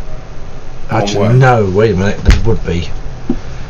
Because he will not be let into the States without a ticket. It's one of the tickets which has a variable date. The date can be changed, and it's set for 1 month's time. So the latest he could stay to would be second. It will be the 2nd of May. Okay. So he's definitely on a mission then. Yeah. But these tickets can be changed. E.g., if he needs to go early, he can go earlier. It'll cost him money to do it, but regardless of that. Well, I was going to say... Quickly look in the bins, or a bin. Is there anything he's thrown away? Might tell us where he's been, entrance tickets. Not a lot. Oh, so I've been attacked. Come on, baby, off! Come on, off! So I've just had the dog walk across all my paper. Little horror. Not really. Most of it would have been, strangely, probably parking tickets. From, you would suspect from the streets around where he was, a car rental agreement. Okay. E.g., he's got access to a car. The car he's got. It's how he's going on there. So we get details of what car it is from the rental. Yeah, you certainly can. It probably was. It would look familiar, and if you remember to take the number plate, which you didn't, it would be familiar. On his desk is a whole set. There is a whole set of paperwork. Isn't locked away, but he assumes that the hotel is going to be safe. Is a folder which is full of paper. You would recognise the symbol of the Palazzi de Stetto. I still can't remember the name. It looks like it's official. Official documentation? There's about 10-20 pages of it. Plus, there is a typed out sheet which is in English. Basically, gives details of his what his investigation is. I'll give you a sheet. I'll give you a handout which will go through all that. Basically, he is investigating a missing journalist who disappeared in Switzerland. Car was crashed, but nobody was found. She basically disappeared. Last person she talked to before she disappeared was a peer, Sephoza Wolf, who was in. What was his name? Sorry. Peer's female. It's a Austrian name. Actually, it's a Tyrol name, as in it's Austrian. Was it Austrian Italian? Yeah. It's a strange autonomous region. I was looked it up. Who is an employee of the Sephoza Colorado private bank based in Milan. Basically, she was looking into some irregularities in the bank. After she talked to Pierre, she sort of went to Switzerland. He said a car was found. Was it found crashed? But there was no body found. And it basically says she is one. Write this down so I don't have to do. You'll have the name, but I'll write it down for you. Her name is.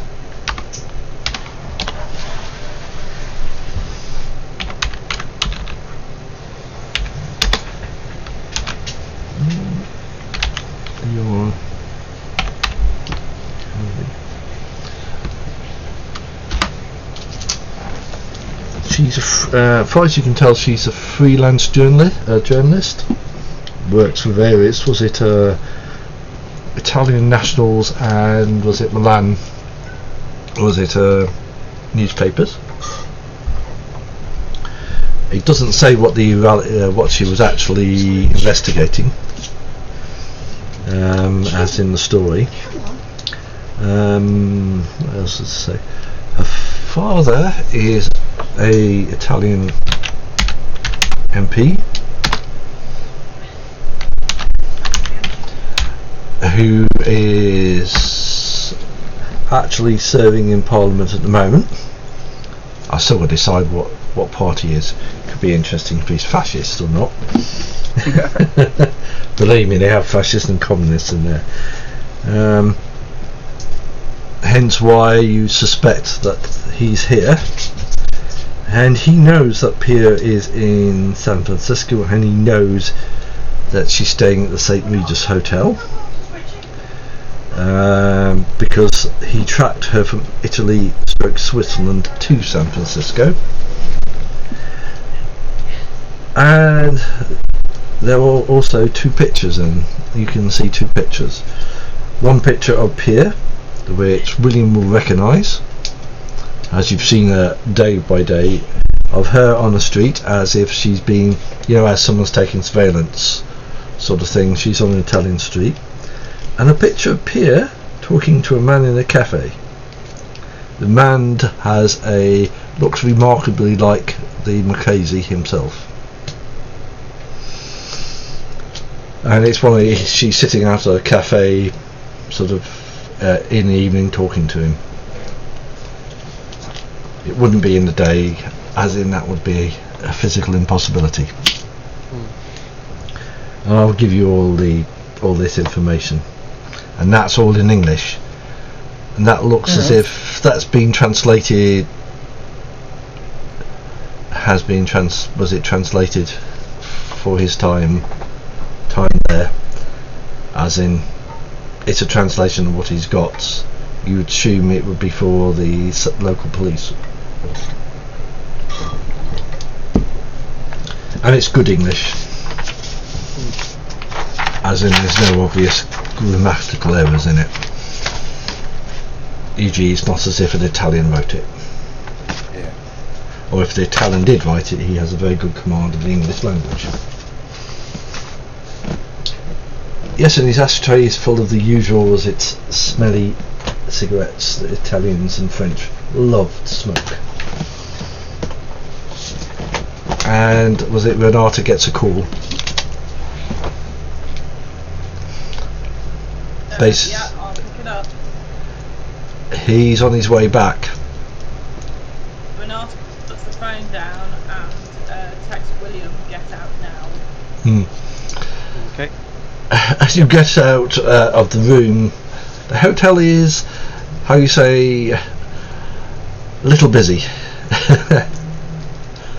As in, there's lots of people in the corridor. As you were doing this, you could hear basically people, going up and down the corridor, people being, ushered out of the hotel as the fire alarm goes, and as you go out it's largely quiet.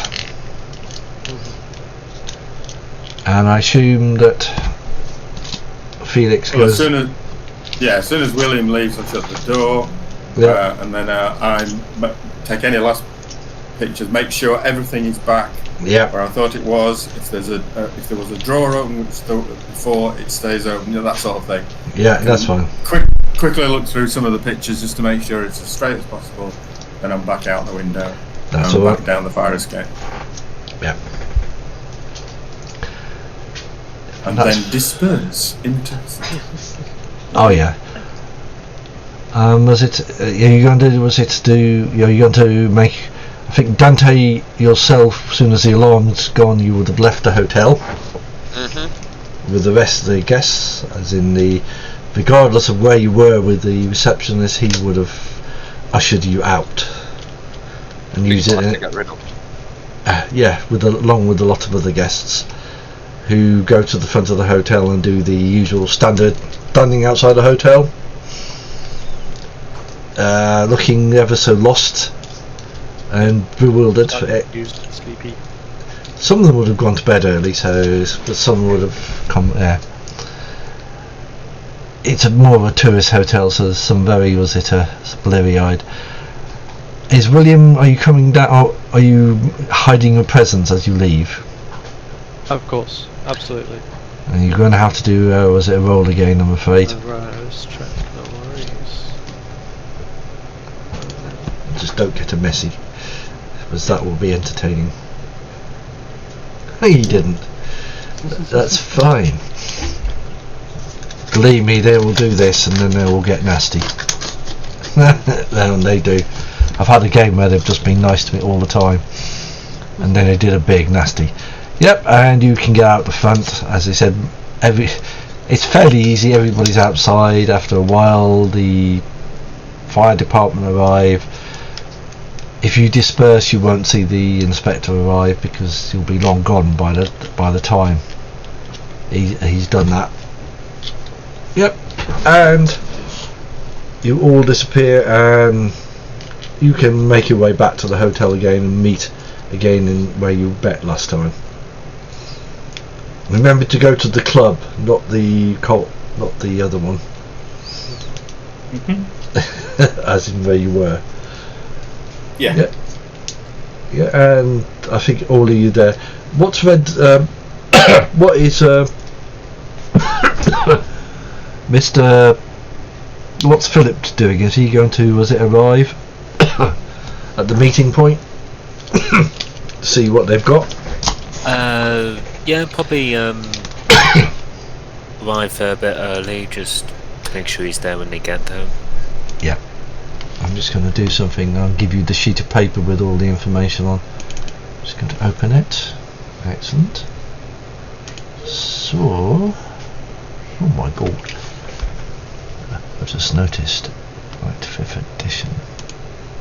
Handouts. Documents. This just repeats of all what I said before to you, so it's that one. So there is a document in the...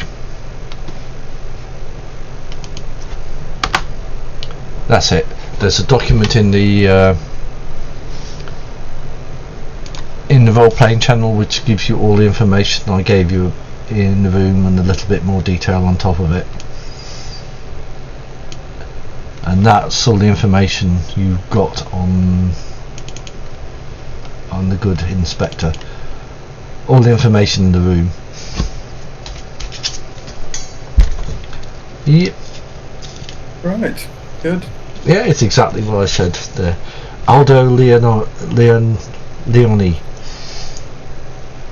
I'm going to have to work out what sort of EMP he is, because actually it will mean a lot of difference. Yeah, and the 2 photographs. Yep, that's it. That's everything there. So now you can discuss what's just happened.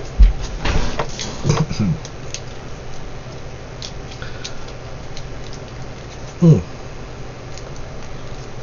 gone quiet. I think we're all reading. We're all reading, yeah.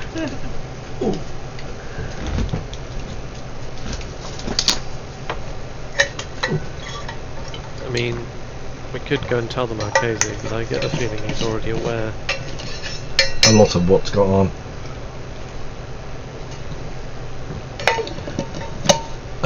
From the notes, all the inspector's done is just said what.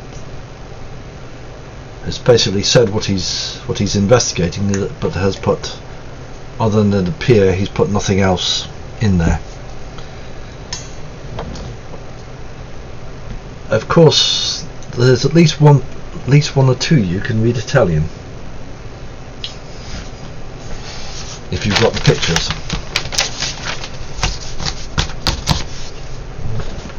I'll give you a guess who should be able to read Italian if you show the pictures. Though if it's the right Italian, will be interesting.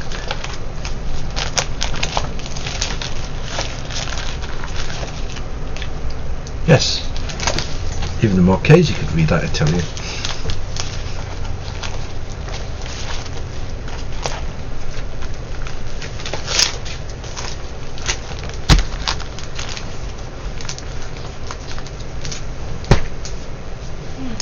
Okay. Do you show the pictures of the documents? Is that aimed at William and Felix? Yeah. Yeah, William would Absolutely. show... Yeah, share everything. Yeah. Renata and certainly Dante were able to read the Italian. Yeah. Take a look at it and simultaneously translate.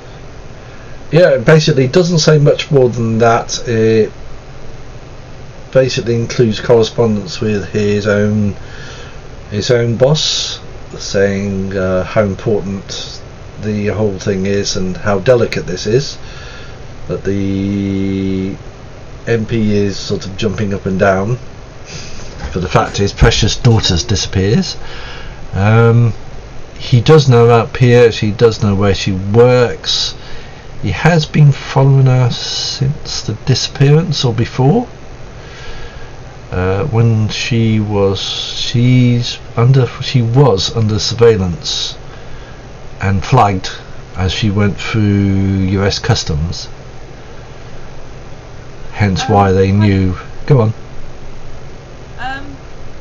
Does it look like, from the correspondence between the inspector and his superiors, does it look like this is sanctioned, or does it look like he's a leave of absence has gone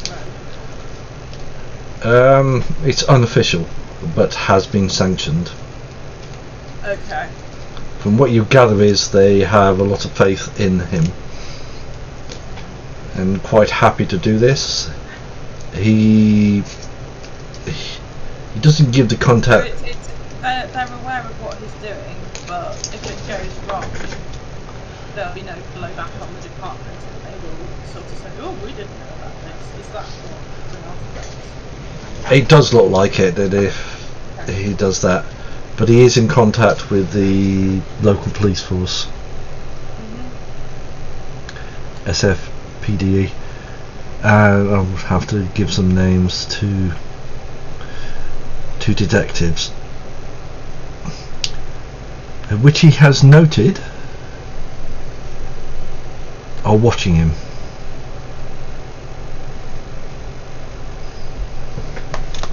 Well, at least one thing he's complied with, probably what is a working courtesy. Yeah. So that they know he's there. And that obviously, I didn't see a firearm, did I? No. You might have seen.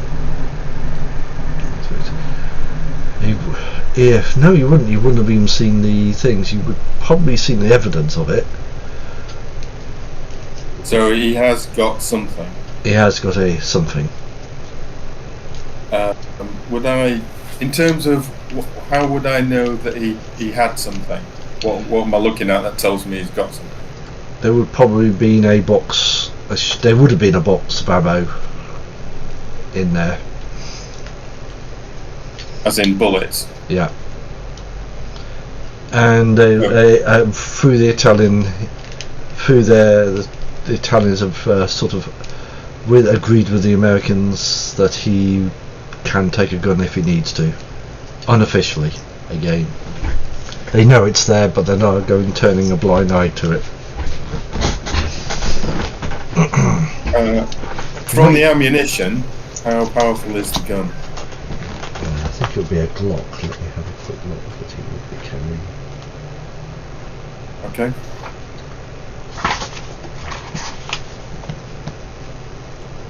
A Glock. So it would be 9. It'd be 9mm, wouldn't it? 9mm European.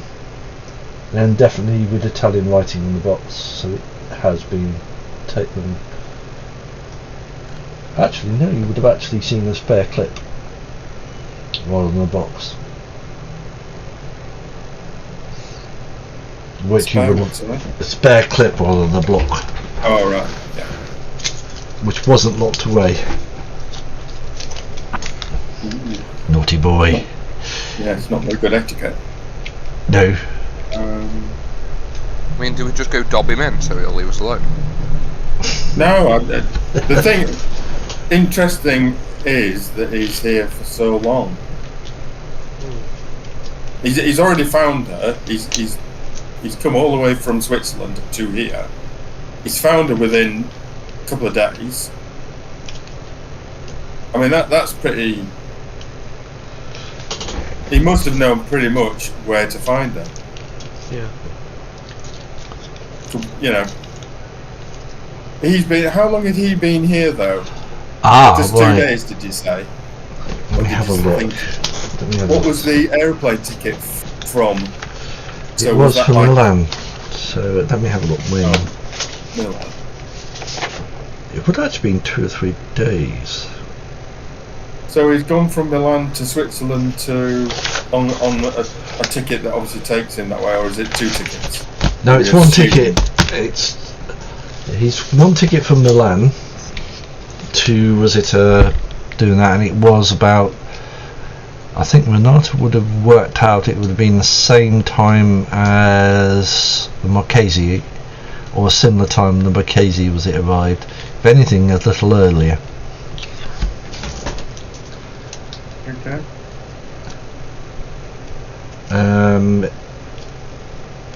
Knowing knowing the way their Pier and Co would have been, they would have been here before the Marchese. Oh well, Pier might have been here before the Marchese to make sure everything's arranged. And I think, as he said in the thing, the US, what was it, the Italian embassy had asked her to be flagged as she went through and not stopped.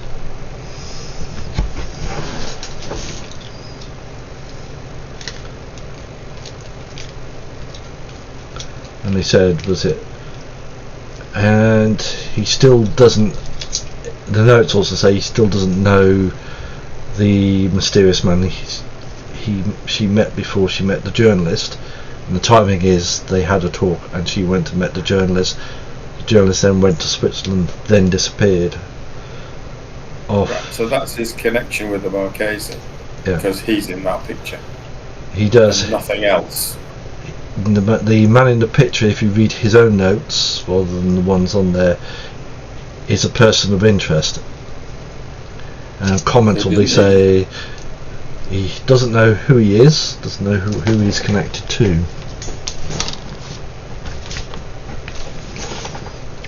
But it could be someone important. As it's a bit too much of a consequence.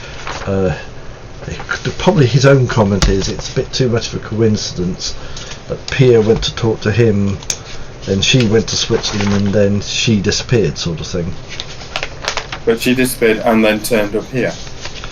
No, not Pia. Pia talks to the young lady who went to Switzerland, who in Switzerland disappeared. Okay. She's disappeared there then. Yeah. And Pierre, as in the car crash, there's no body found. So what I'm trying to wonder is, he was there, she disappeared, he's then followed, I presume it was a direct flight from Switzerland to San Francisco. Directly from Milan to San Francisco. He didn't go near Switzerland. Milan to Switzerland. Yeah. It's, Milan to San Francisco. yes. Switzerland, he hasn't he hasn't actually been to Switzerland yet to have a look at the disappearance. Most of what he's got seems to be second hand at the moment. So who took the picture then of Pierre and the Marchese? If you read on the back, it looks like it's himself. As in, he's probably in his notes he would have said he would have taken the pictures. So he was in Switzerland then? The picture was Italian. Italian, as in. It was an Italian street, wasn't it? Yeah, as in Pierre met with the young lady after talking to the Marchese, and on behest of that, she went to Switzerland where she disappeared. So technically, because he doesn't even know his name, and so that's his only link to her then, by the sounds of it. Yeah. I wonder if it would actually be prudent for the Marchese to actually meet him. Well, the thing is, if that's his interest, then what he's potentially he's come all this way just because he's the only link he's got.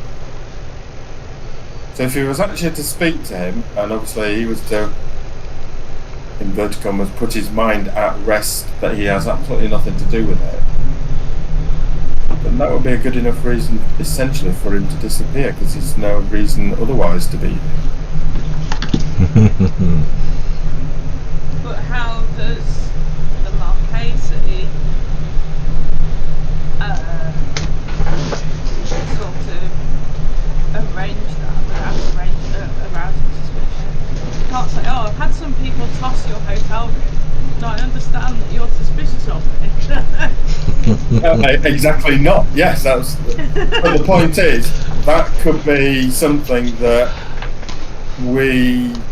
well, depending on what he then does in the next few weeks, could actually give us an inroad into how we might make that happen. Because at the end of the day, he obviously wants to speak to him anyway. He was asking me, he ambushed me on the thing, on the hotel front, just to see whether who he was, why he was here. The point is, if we can make that happen, obviously Marchese's got to want to do it, but the point is, at the end of the day, if that can be a very guided conversation, it'll be interesting to see what my little PI thing turns up.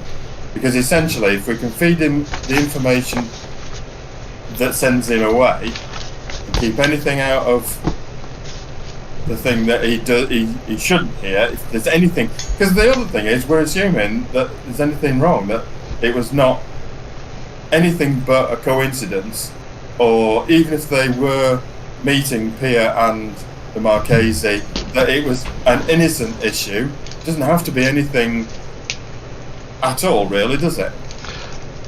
Unless she felt he was involved in something. Yeah, we need to find out a little bit more about what the Marchese does or does not know. The other thing that's in there, that the notes, is that the journalist herself was looking into the bank that Pierre was working for, which was the, if I could get this right, Stop making funny noises. Right, The obvious question, even without knowing the name, is that bank one of the Marchese's banks? Is he involved in it in any way? Does he own it? Does he have shares in it? Does he have? Is it a target that he's hoping to buy? The bank, the Colonnado bank. I don't know what the name was, but I'm just fighting him. The point is, if the journalist is there, That's trying the bank. to find out, Pia, whatever reason she was talking to him on that street, obviously he knows what that conversation was. So he could actually say, yeah, it was innocent, or no, she was probing into things, or it might be something completely unrelated, something we don't know about. But the point is, he actually knows what that conversation was and why she was there. And then she's gone off to Switzerland and somehow exited, or maybe she's just hiding. Nobody doesn't necessarily mean she's dead. So she could actually be somewhere else. Or captured.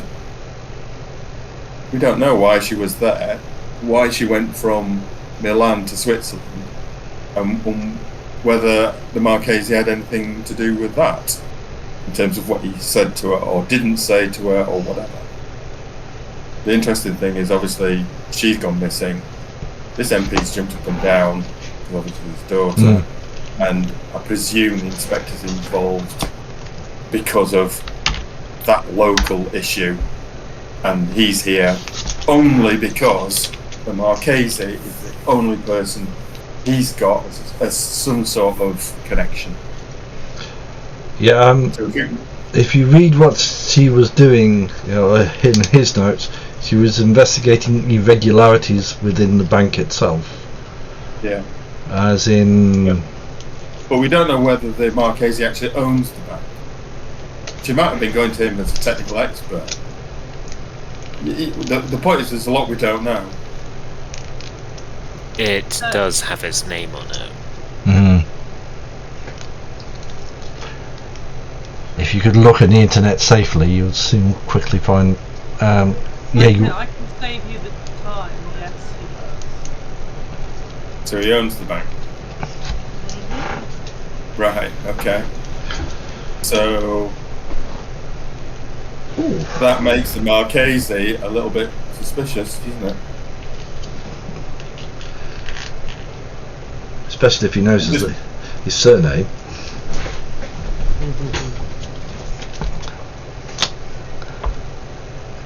And what makes it also a bit suspicious was it that Pierre also carries one half of his surname. Yeah, I thought that was interesting. And noble families, certainly even in modern times, had a nasty habit of marrying and taking parts of each other's names. I think, was it Dante has the same surname, if I remember rightly. Forza Wolf. That's it. Fam's name is Pierre. Yeah.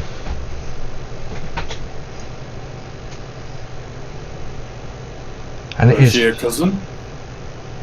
A very, very distant relative. Okay.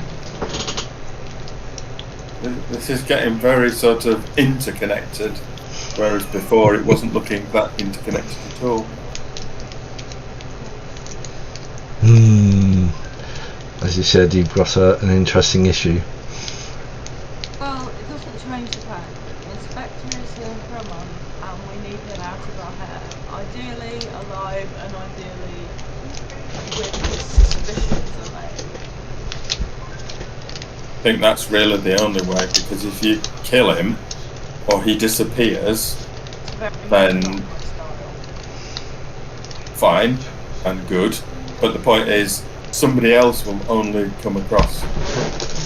They'll only then, that might bring about official channels to do something as opposed to unofficial channels that you could actually start getting American agencies involved, because then it becomes diplomatic. particularly if there's an MP involved at the other end, because then he's got connections in the government. So it's going to get very, very messy very quickly. So He needs to go home happy. yes, That is what we need to achieve. either that or he's got a name that says that this is the person that did it. He needs to be able to go home and investigate somewhere else, doesn't he? That's not a bad idea. Renato, Right. you know... Yeah, no, not specifically, but Renato or Dante, do you know anyone that the Marchesi might want to have something pinned on them for? It's a piece of string.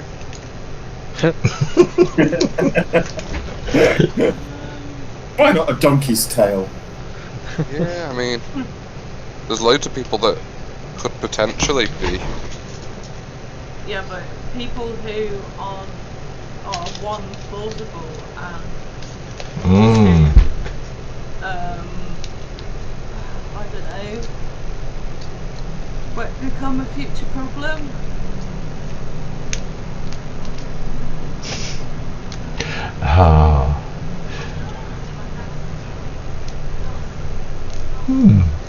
I mean, ideally, what we would want is for.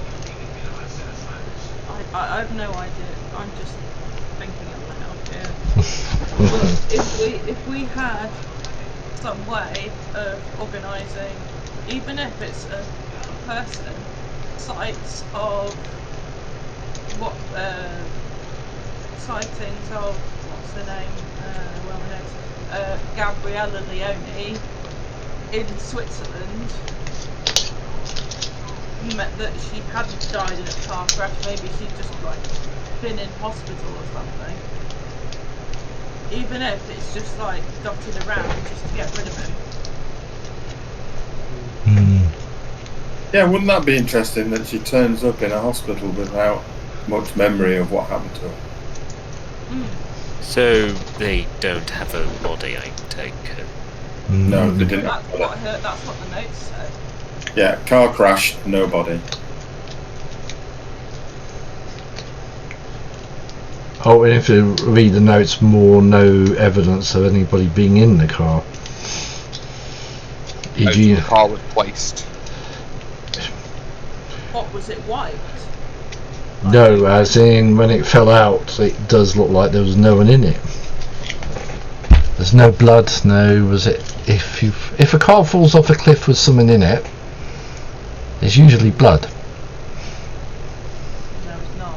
Piss poor job. So, do we really think the Marchesi is going to be one of the people that does a piss poor job, or is this set up to look like it's to do with the Marchesi?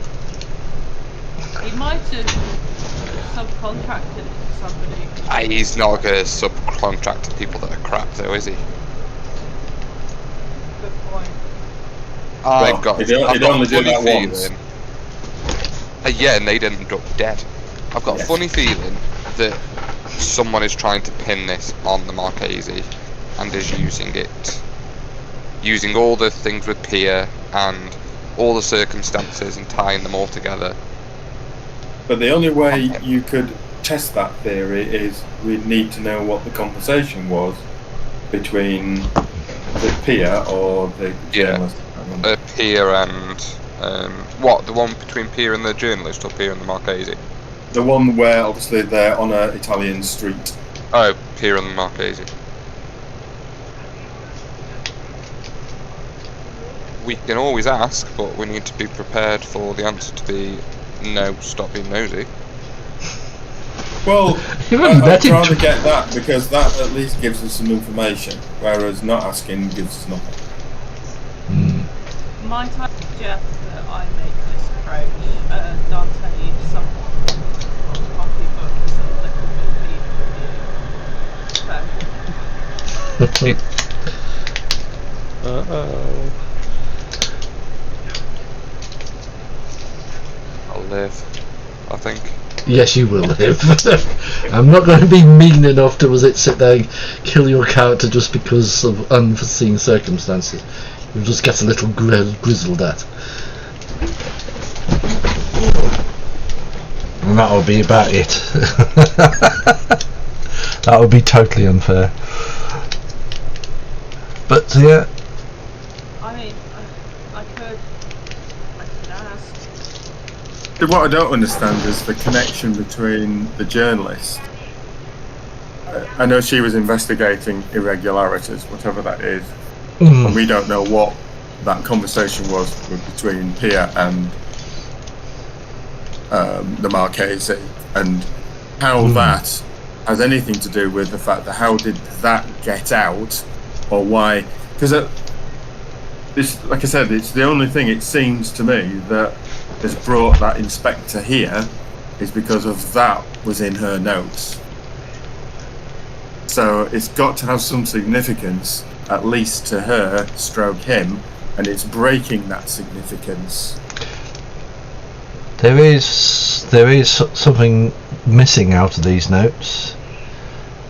There is no drafts of her article.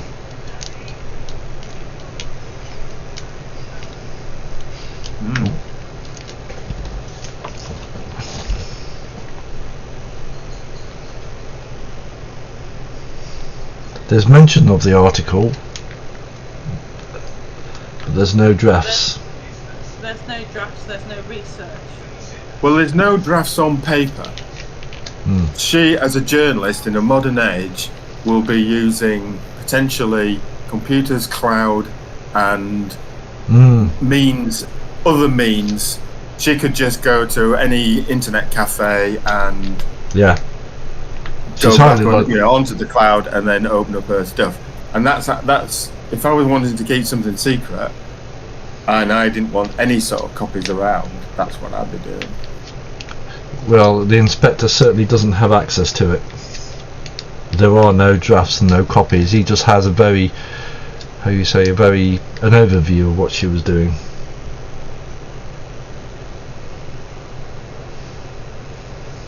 So, do we get anything from? I take it this is internal official business between Aldo, Leo, or whatever his name was, and the inspector, and as an Italian policeman, or is this more about them being mates?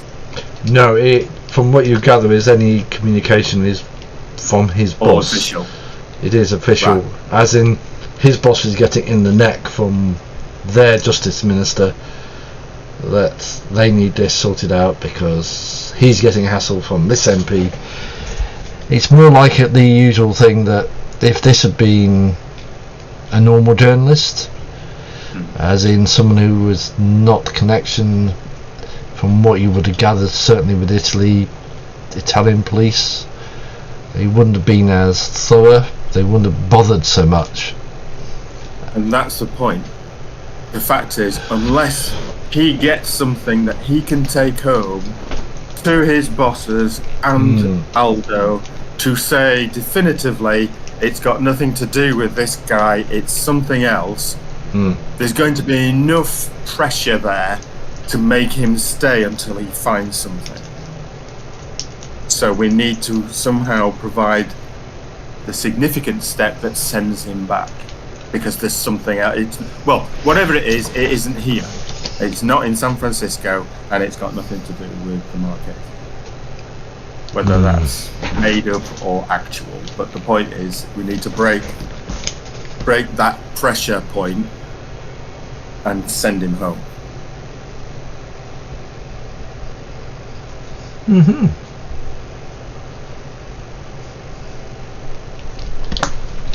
So we need to find out what the Marchese was talking about to Pia that has got that journalist that interested. The issue is, how do we do that without going behind the Marchese's back? Oh, who said we were going to go behind his back? I wouldn't do that, not for love of money. If he doesn't help us, if he doesn't tell us... Well, he doesn't tell us, then we're looking at something, another means, if that's possible. But the point is, we need that. That's how I would do it, because at the end of the day, it might be that we get a steer from the Marchese as to something else that might be going on. It might not have anything to do with that bank. what are the irregularities? That might be the issue in the terms of how's the irregularity actually begun. It might still be nothing necessarily to do with the bank, but more to do with bank transactions and transactions over certain fiscal aspects of it. We've just so much in the dark as to what that might be and what the irregularities might be. Yeah. The governance issues could be all sorts of different things, and not necessarily anything. Because he's a vampire taking money out of his bank. Well, and that would be something that he would definitely not want. We'd all not want that one. Nope. So the point. The irregularities in the bank may not be that relevant, just because he's here on the behest of an Italian MP due to his missing daughter.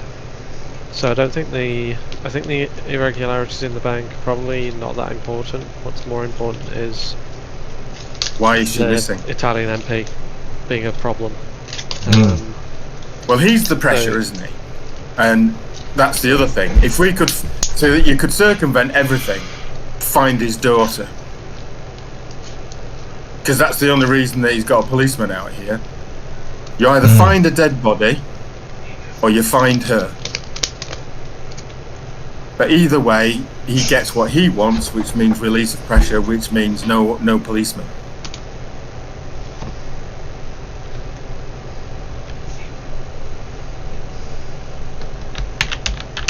I think we still have to ask the Marchese why is the journalist there at all? Another option. And then why did she go to Switzerland? Might be to remove the point of interest for the investigator here. I mean, we could arrange or some kind of fake fight, death, etc. for Pierre and Marchese if he believes that they are no longer existing. Then he has no reason to stay. That's one way. That's one avenue. The other way is that we solve it for him, if that's possible. With his blessing. Well, the point is, if we can find out why, then we could just leave a file in his room with all the leads all nicely tied up. You don't have to know anything. Isn't going to do anything that the Marchese doesn't sign off on. And that's why we have to ask him what that conversation was. And then if we can then tell him what we've learned so far and why, and potentially then, well, because I still think we need a bit more information, and Marchese does know something. Now, yes, he might can go and just tell him us that we need information, but we need information won't fly with the Marchese if he doesn't want to give it to us. And that's fine. It's just one avenue. At the end of the day, we'll only have the ability to do whatever, and at the end of the day, if he wants this thing to go away and stay away, then I would say he's got to help us a little bit. Might be worth just asking if he kept what was her name, Gabriella, around. I don't know, maybe as a pet ghoul or something. Yeah. Well, yeah, we don't. There's lots of things we don't know, but the point is that would obviously remove. Just looking at all the pressure points, finding a body, that solves the issue because then he can't. There's no point in looking anywhere else, unless it was destroyed, or it looked like there was a murder. But the point then is his focus would have to be in Switzerland because, or wherever the body's found. We don't know. We haven't found one yet. I think it's just dead suspicious that unless there's a lonely mountain somewhere that there's a grave and it's unmarked. We need to find out what happened to her. We've all seen movies, right? If there's no body, then they're probably not dead. Correct. So the point is, we either find a dead body, or we find her. In which case, the issue is, if she's been killed by the Hecata, stronger members of the Hecata can dispose of bodies, so there is no sign of them. Right. So it's either that, in which case we're all sort of that's never going to happen then, unless we can somehow have some form of evidence, whatever that is, that we can give them to say that she is actually dead. If that's just not possible, then we're never going to be able to do that. So then the next thing is to make sure that the inspector doesn't have to be here because he's interested in the Marchese. Well, he might just be interested in Pia. I mean, she is more or less a witness in an active murder. Well, suspect in an active murder. Person of interest? Is that what I do? Person of interest in an active murder investigation. Which, if she's family, that's something else he might not actually want. Finding Gabrielle sounds to me, or what happened to her, seems to me to be one of those issues. Or you break the connection somehow between the Marchese and the journalist and the photograph that the inspector is working off, as to say these two had some sort of conversation, and what was that? And that's ultimately that's just one of his leads and why he's here. Here's a crazy idea.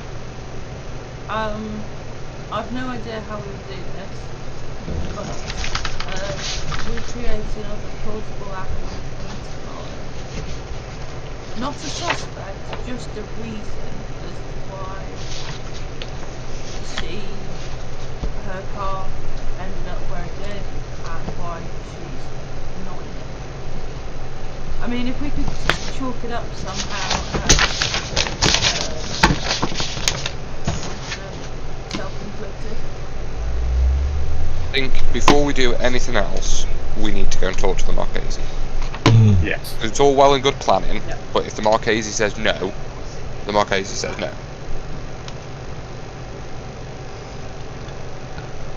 And you have the fun. You have the fun of being with him tomorrow night, but you do have the real issue. He'll be otherwise engaged tomorrow night.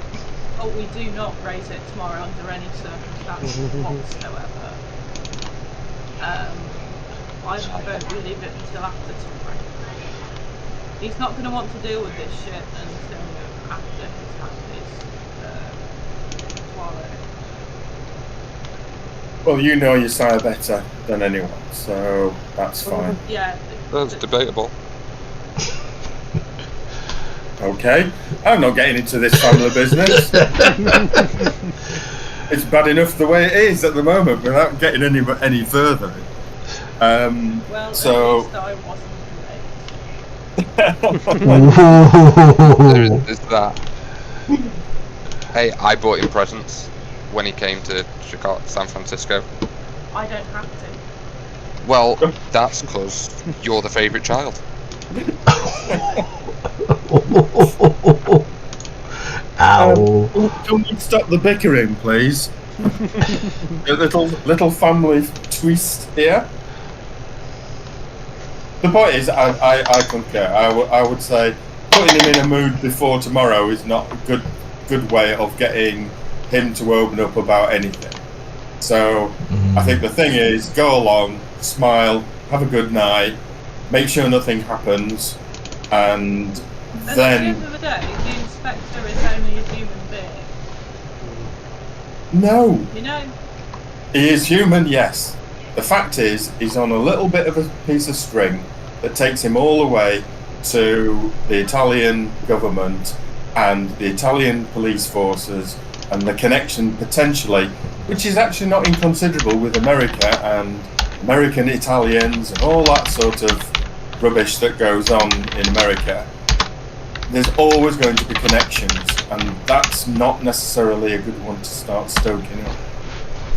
The diplomacy aspect of it is something that we're not necessarily going to be able to control the narrative on, because all that bluster's going on in different offices in Italy and then government rooms, and then somebody picks up a phone and goes, I know somebody in the San Francisco police or ICE or whatever, and then, like I said, it all spills over into issues.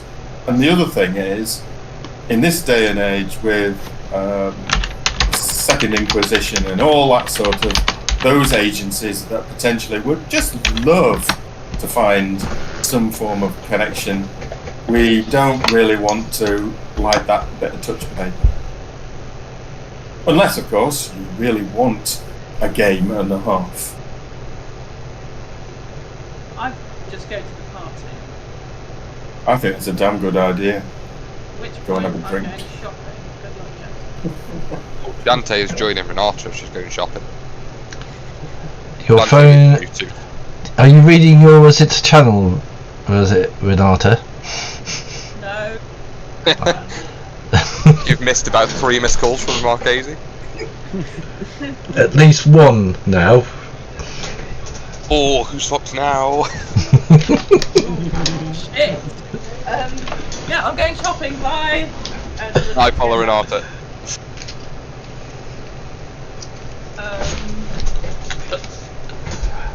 Yeah, I answer my phone. Do you want to do this private or in the main chat? Dante can come with me. Private chat, please. Right, the rest of you bear with me here. I'll move these guys down to the private.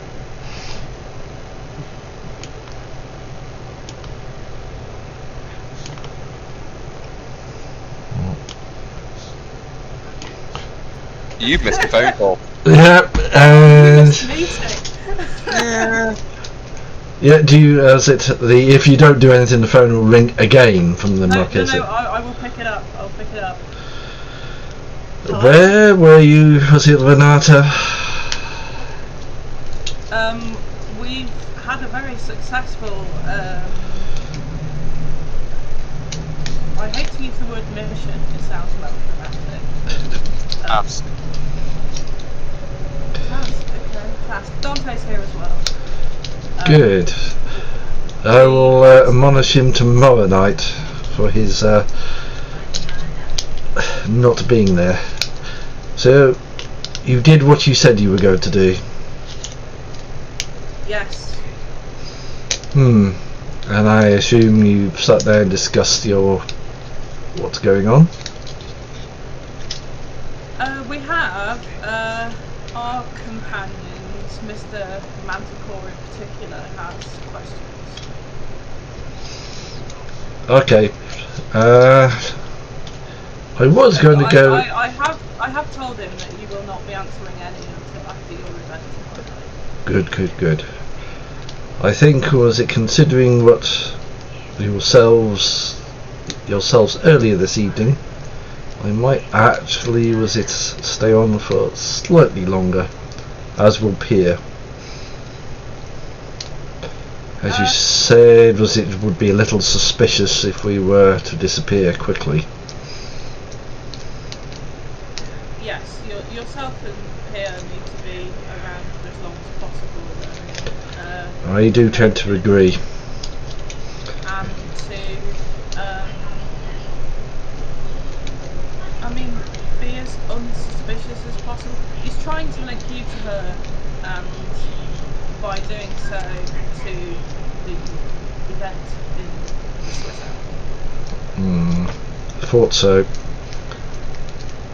Yeah. They think that it was. Sorry, I just dropped something. They thought that it was directed, possibly from yourself, but there's no proof. It's a policeman's stuff. Okay. As you said, we'll discuss this more with all of you after the event tomorrow night. I do hope it will not be brought up. What, at the event? Yep. Oh, most definitely not. I've made that exception clear. Good. I think, was it, as you said, you pointed out, I think it was yourself that pointed out, was it would have been a little too suspicious if Pierre was to go. As if we've, how do you say, if she goes home now, it looks incredibly suspicious. Yes. I mean, maybe if she just spends, I don't know, 2 weeks partying hard in San Francisco, 1, he'll get tired, and 2, he'll get bored. I can always was it out. If you want me to go shopping with Pia and basically flex my credit card, I'm happy to do so, just to keep him bored. And keep him busy while we decide what to do with him. Yep. Dante? Any other plans for keeping him occupied? We could keep him occupied during the evenings by driving around.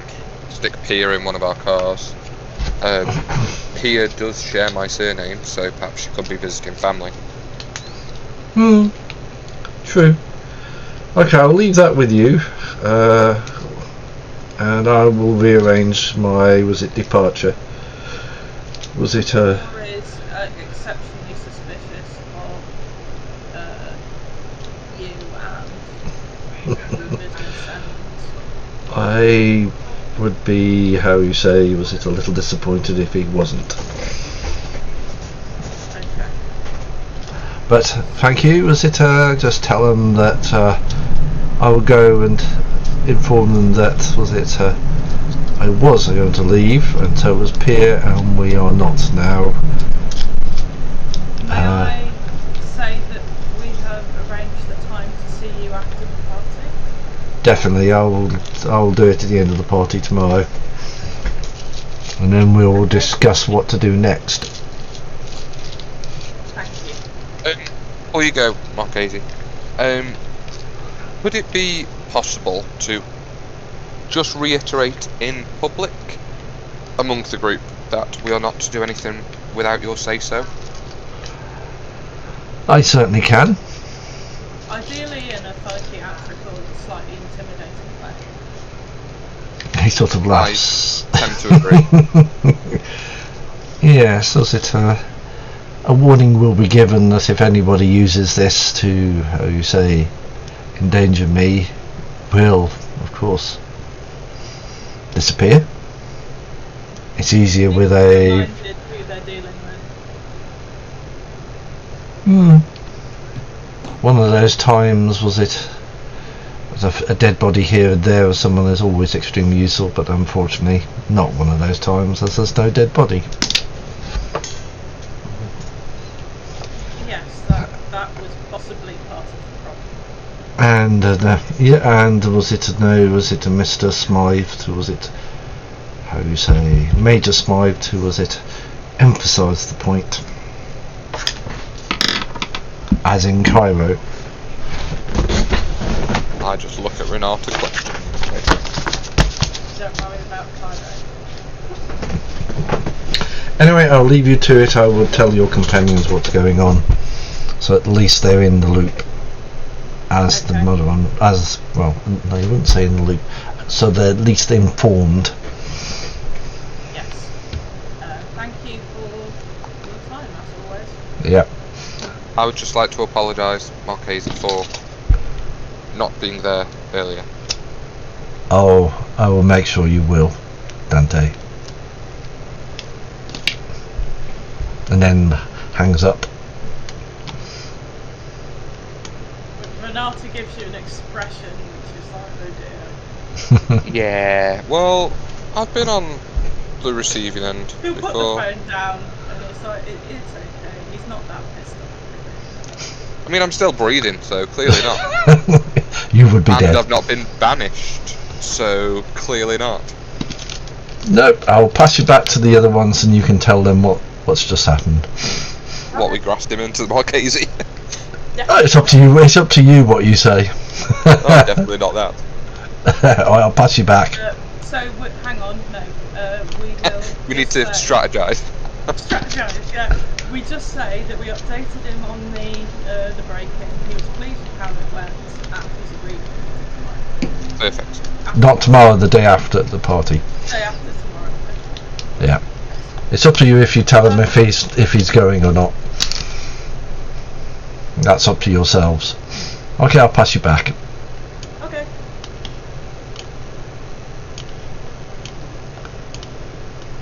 she's, I think, going to be here as well.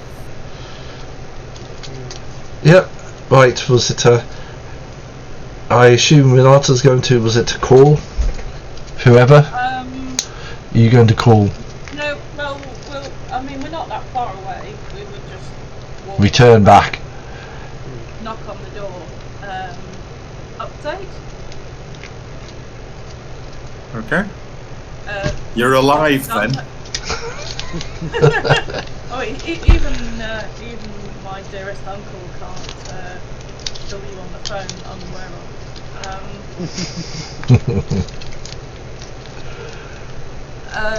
Is Dante back in as well? Yeah, I'll be following you. And we'll call this a night as the end of the evening because it's now 10 o'clock. Okay. So I've updated Marchese on a successful page this evening. He was very pleased with that it went well, and that fingers crossed he contacted the hotel with one, the information we need, and two, done it in a way which is tidy. Secondly, whilst he was in a good mood, I took the opportunity to ask him if he would be happy to speak to us, as we had some more questions for him, and he has agreed to it. Ooh. Okay. Interesting. I hope that's useful. Yeah, definitely. Did you give a date or time as to when you would like to speak to us? Mm-hmm. It will be the day after the party. Cool. As I'm sure you'll Okay. realise, it's got an awful lot to look at. No, it's fine. The fact that he's actually at least open to a conversation. Good. Oh, wait a minute. But yeah, I'm really surprised that actually happened this evening, as far as we're aware. Well, to be really fair, it would have been you as it did everything right, and there's no point going through all this roles and all this, because to be fair, you distracted the night porter, the bellboy will be none the wiser, just that some woman came up to him and told him to open the window. He'll probably know who you are, but it won't, you know what I mean, but it just won't click, if you know what I mean, as in why with the camera they're not going to see a lot, to be really fair, because where you did it. I mean, Renata would have been in and out as quickly as she Yeah. could. And the hotel busy, was it? No one's going to be paying attention. Was it? William could have even walked out. To be honest, with like all the smoke and fire and stuff going on, they're going to be focusing on that, not Exactly. asking you to open the window. No. I mean, if something unexpected like that happens, then that's the thing. And the inspector will come to this going, what the hell happened? There is that problem. But as you said, the room you've left as exactly as is, so there won't be any fire itself. People smoking hotel rooms. Renata will tell you this. The fire itself would be suspicious, but there's nothing to put it back to yourselves. But it'll be looked as if it's set. Depends how paranoid the inspector is. If he puts 2 and 2 together and makes 4. But to be fair, all policemen are going to be suspicious. It's the nature of them. this is true. But again, was it perplexing for a while, to be say the least. But again, there will be no connection back to yourselves. If they do forensics, none of you are going to have fingerprints. I don't think they're going to go that far, because No. essentially it's an arm's length. They know Yeah. he's there, but they're not going to provide him with resources or anything like that. No. He's here. They're just leaving him alone. That's as good as it gets for him. He Yeah. just doesn't get interfered with. So that's another point. We don't want that to increase. So No. as long as we keep him not isolated, but we don't give the authorities around him the opportunity to say, actually, I think we'll help you out, because that would be a bit of a problem. It would be. And on that note, I will stop the recording because